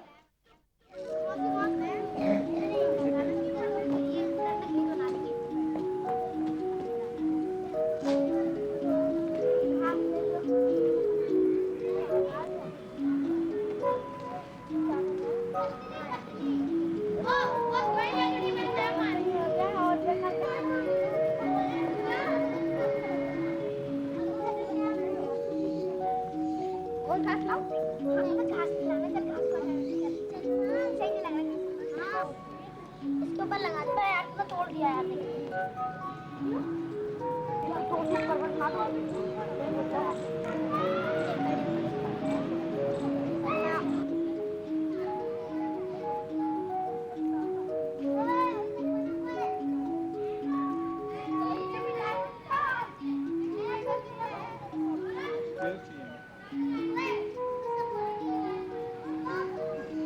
प्रतिभा तो हर बच्चे में होती है, लेकिन निकालने के अवसर या निकालने के मौके या कितना बच्चा निकाल पाता है, ये बहुत कम देखने को आता है, और मुझे लगता है यहाँ पर हम वो नज़र आता है।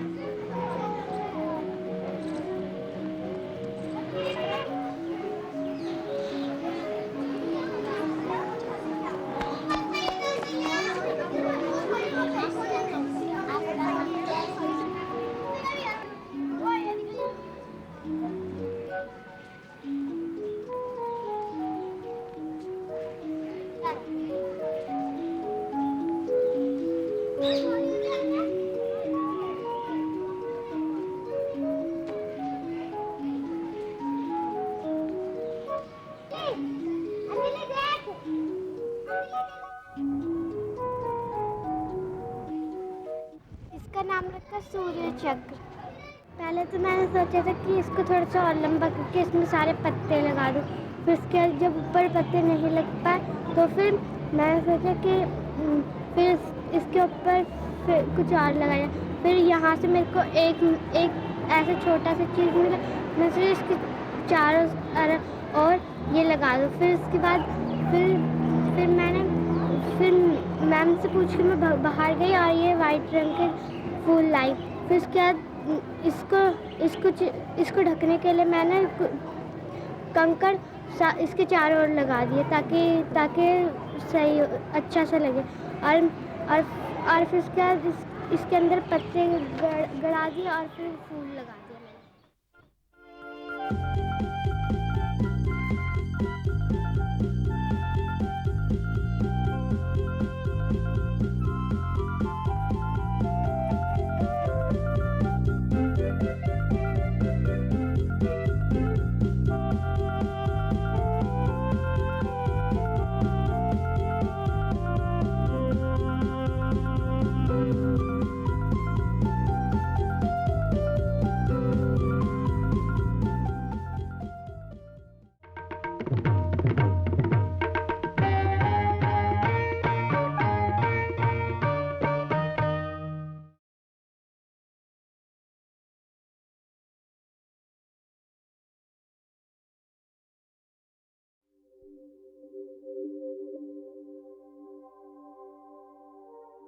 We keep on learning continuously.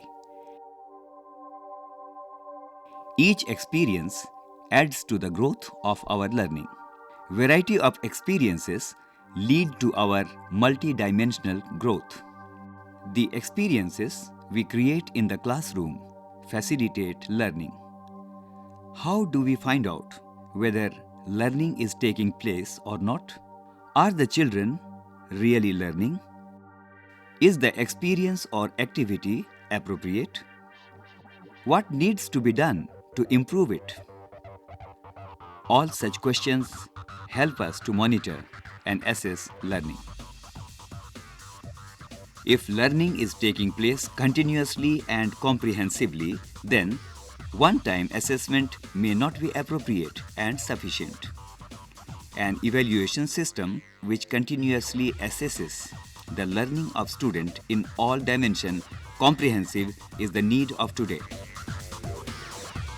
Let us look at assessment for learning to find out about various inputs it provides to a teacher. It provides feedback regarding the teacher's teaching learning strategies, whether they are working or they need some modification or change. Assessment for learning also provides input regarding progress being made by each student in various aspects of learning. It also provides feedback so that a teacher can plan additional appropriate inputs to ensure that each student achieves the desired learning goal. It also provides input about comprehensive development of the child in various dimensions. It may be noted that assessment for learning is an integral and important part of the teaching learning process in the classroom. So to find out more about it, let us go inside a classroom where a teacher is continuously assessing learning to find out how well the students have understood a concept.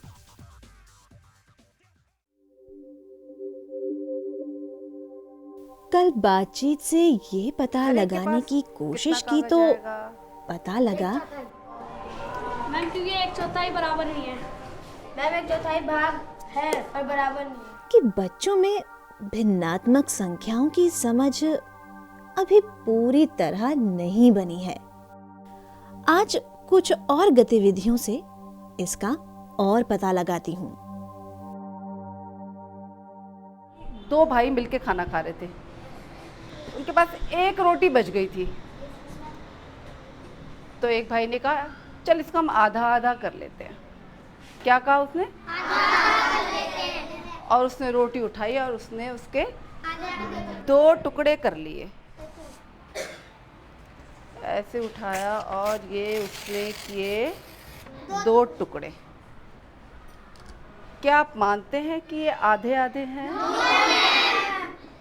क्यों ये आधा नहीं है? मोहित।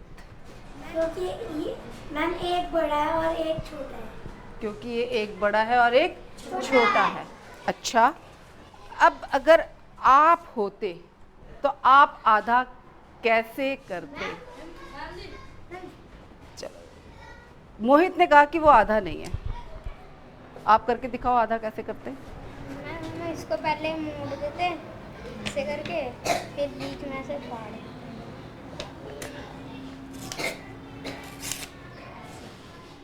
क्या ये आधा है?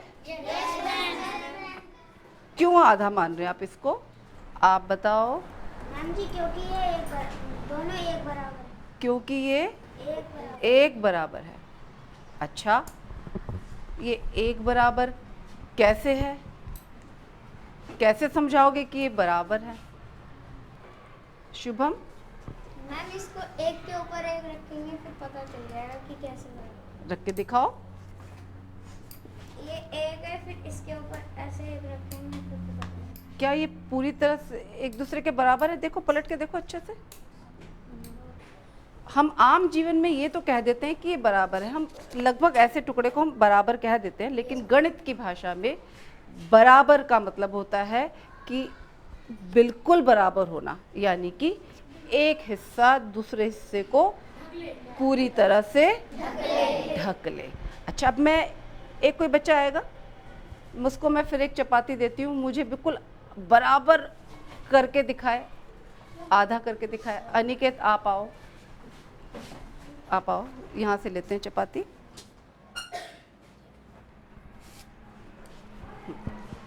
बच्चों की तरफ मुड़ के दिखाओ कैसे कर रहे हैं आधा। अब बताना आप लोग ये सही कर रहा है कि नहीं कर रहा, दिखाओ जरा। ये आधा है? क्यों है ये आधा? हाँ मैम क्योंकि दोनों हिस्से बराबर हैं। दोनों हिस्से, एक हिस्से ने दूसरे हिस्से को पूरी तरह से ढक दिया तो ये आधा हो। ये मैंने बनाई, ये पूरी कौन सी आकृति बन रही है ये? अभी तो मैं चपाती बना रही हूँ भाई, मैं तो चपाती की बात कर रही थी ना। तो ये एक मैंने चपाती बनाई और इसके मैंने किए ये दो बराबर टुकड़े कर दिए। एक टुकड़े को मैं रेखांकित कर रही हूँ। मैं यहाँ पे ये जानने की कोशिश करती हूँ कि बच्चे एक ही भाग को 1/2 कहते हैं या दोनों भागों को 1/2 कहते हैं। अच्छा एक बात बताओ, कौन सा वाला टुकड़ा आधा है? ये आधा है कि ये? अनिकेत आप बताओ। रेखांकित वाला आधा है, इसका मतलब ये आधा नहीं है। पक्का ये आधा नहीं है? अभिषेक?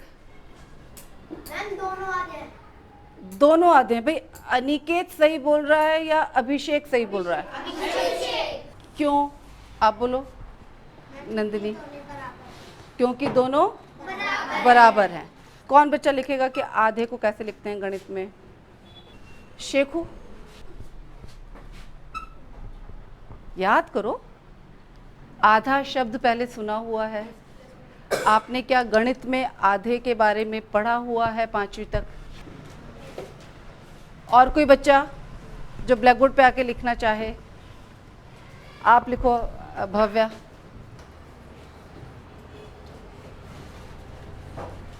चौक लो। क्या लिखा इसने? 1/2। कौन सा हिस्सा 1/2 के बराबर है इसमें?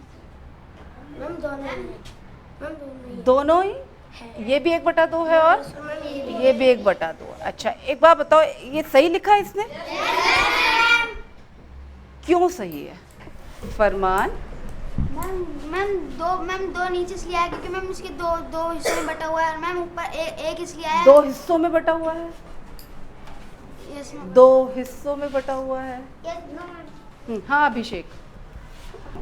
मैम क्योंकि ये एक रोटी और मैम इस एक रोटी से मैम 2 हिस्से कर रहे हैं इसलिए। 2 हिस्से?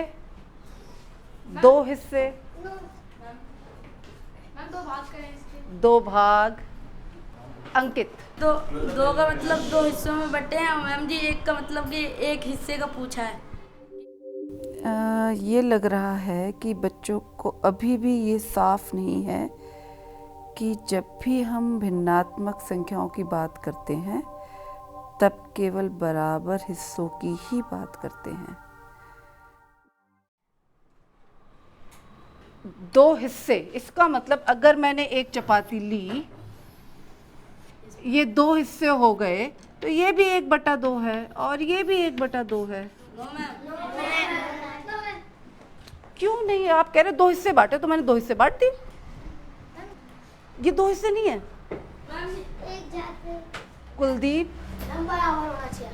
बराबर होना चाहिए। सबसे इम्पोर्टेंट वर्ड है बराबर। हम किसी वस्तु के 2 हिस्से नहीं करेंगे, 2 बराबर हिस्से करेंगे या 2 बराबर भाग करेंगे। 2 बराबर भागों में से जब हम एक भाग लेंगे तो ये 1/2 हो जाएगा। इन 2 बराबर हिस्सों में से जब हम ये एक भाग लेंगे तो ये भी क्या हो जाएगा? 1/2। गणित में भिन्न संख्याओं में हम बराबर भागों की ही बात करते हैं। इस संकल्पना पर बच्चों के साथ अभी और काम करने की जरूरत है। एक वर्कशीट बनाती हूँ, ऐसी जिसमें बच्चों की सोच का भी पता लगे।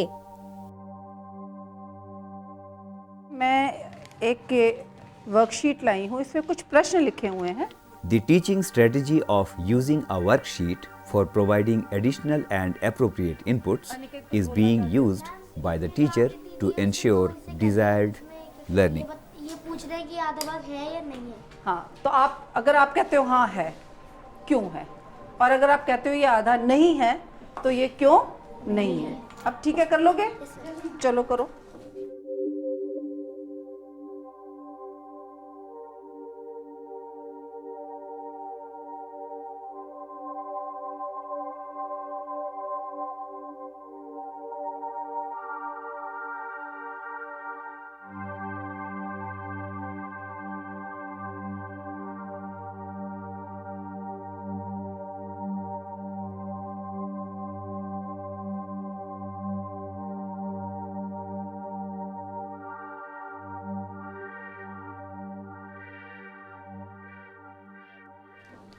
जिनका हो चुका है मैं उनको दूसरों की वर्कशीट दे रही हूँ चेक करने के लिए, ठीक है? The techniques like peer assessment and discussion about the responses can help students develop a much better understanding about the concept. उसकी चर्चा करेंगे कि आपको क्यों समझ नहीं आ रहा। How does assessment for learning provide inputs on various aspects of the child's development? What kind of experiences and activities need to be planned in the classroom for this? How does a teacher gets to observe various dimensions of child's development? How comprehensive assessment can be done? Let us become an observer ourselves and note minutely what is happening in this classroom. कुछ बच्चे अपनी बात को व सोच को बड़ी अच्छी तरह से बता पा रहे हैं। एक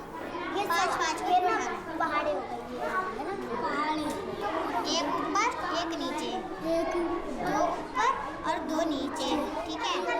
तीन ऊपर तीन नीचे, अब ऐसे ही दो उदाहरण बनाने हैं। अब सोचो दो उदाहरण, चार ऊपर चार नीचे, दो खड़ी पेंसिल हो गई ना। इस ग्रुप में तो बच्चे एक दूसरे के साथ मिलजुल कर काम कर रहे हैं, पर वो बच्चा अकेला पड़ गया है। कुछ करती हूँ। ऐसा करो पंकज, आप यहाँ आ जाओ, फिर आपका ग्रुप एक साथ हो जाएगा। आ जाओ, गुड। अब मानसी कुछ कह रही है। मानसी बात करो, आपस में बात करो। ये बताओ उदाहरण ऐसे ही एक ऐसे नहीं कुछ अलग, जैसे ये है, एक चकोर है, फिर एक डिब्बा है, फिर दो फिर एक गोला है, ऐसे ही कोई दूसरा ऐसा है। हाँ, जैसे ऐसा बना देंगे, एक खड़ा पहले ये ना संख्या वाली बना देंगे और एक खड़ा और एक बैठा और एक खड़ा, इसमें खड़ा बैठा ऐसी, ठीक है? बताओ क्या होना चाहिए? फिर 11, 21, 31, 41, 51 जो पैटर्न है वही हमें आगे बढ़ाना है। बस अब इसके बाद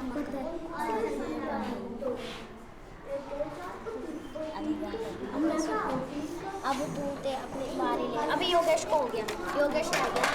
ये तो बनाओ, दो खड़े दो खड़े। Various techniques like giving assignment, group work, project work, etc. can help the teacher in creating experiences for comprehensive assessment in the classroom. During these activities, the teacher observes various aspects of child's development and may note some significant milestones of it. The teacher through the group work was able to observe various aspects like capability to work together, listening to others' ideas, sharing and caring, communicate clearly and precisely, generalizing and drawing inferences, taking initiative, and many more such aspects of comprehensive assessment.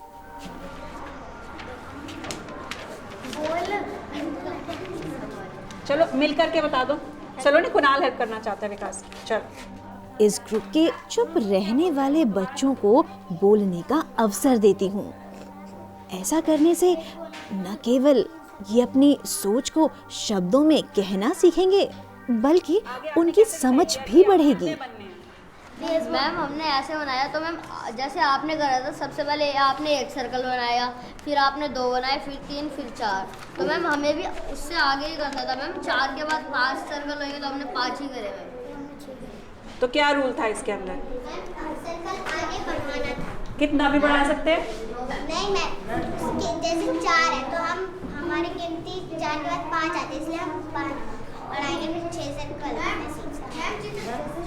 Creating classroom assignment to relate learning of mathematics with daily life can provide context for nurturing values and attitudes. In this classroom, students are applying their knowledge and skills of measurement and parameter of a figure to decorate their handkerchief. कितनी? 94 centimetre.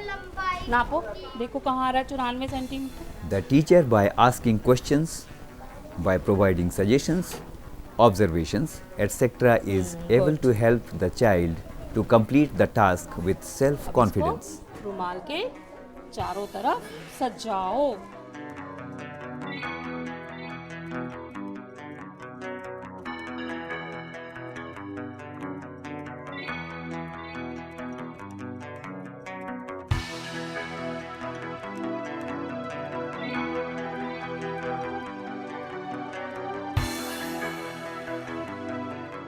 Such an activity can lead to the nurturance of various values: dignity of labor, taking pride in manual work, development of aesthetic sense, etc.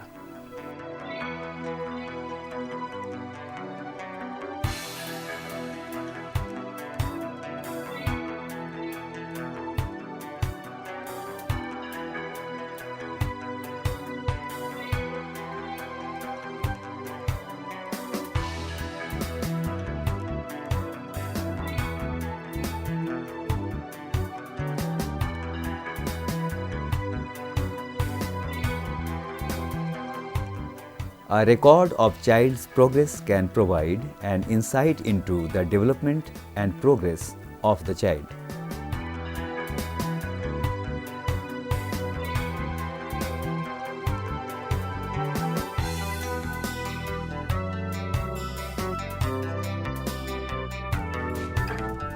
चारों लगा लिए? Very good, good good. देखो बच्चे, चारों side लग गया ना? ये कौन सी आकृति है? कौन सी है? और ये? अच्छा, इसकी कौन सी है? वर्ग। चौरस है ना, वर्ग है। अब क्या है ये? हमने जो बॉर्डर लगाया, कितना कितना लिया सबने अपने रुमाल के हिसाब से? चारों किनारों का माप क्या कहलाता है? क्या कहते हैं? Need is to create more and more opportunities and experiences in the classroom so that the child's development and understanding takes place gradually and incrementally. The teacher, using various strategies and techniques, not only facilitates learning and development of the child, but ensures it by continuous monitoring and providing additional inputs. Continuous and comprehensive evaluation, CCE as it is known, would serve its purpose if it is implemented in the classroom in all its dimensions.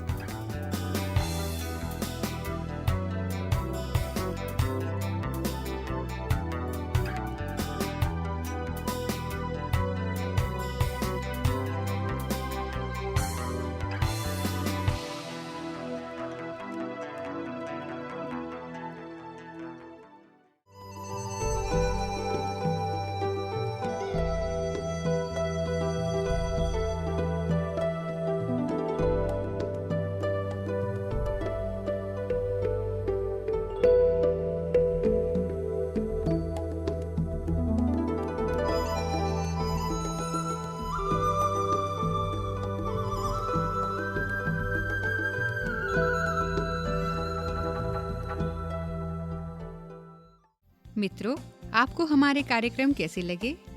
आप अपनी प्रतिक्रियाएं और सुझाव हमें भेज सकते हैं। हमारा पता है किशोर मंच, CIET NCERT, श्री अरविंदो मार्ग, नई दिल्ली 110016। आप हमें ईमेल भी कर सकते हैं। हमारा ईमेल पता है ciet.kishormanch@gmail.com और हमारे टोल फ्री नंबर हैं 1800111265 और 1800112199।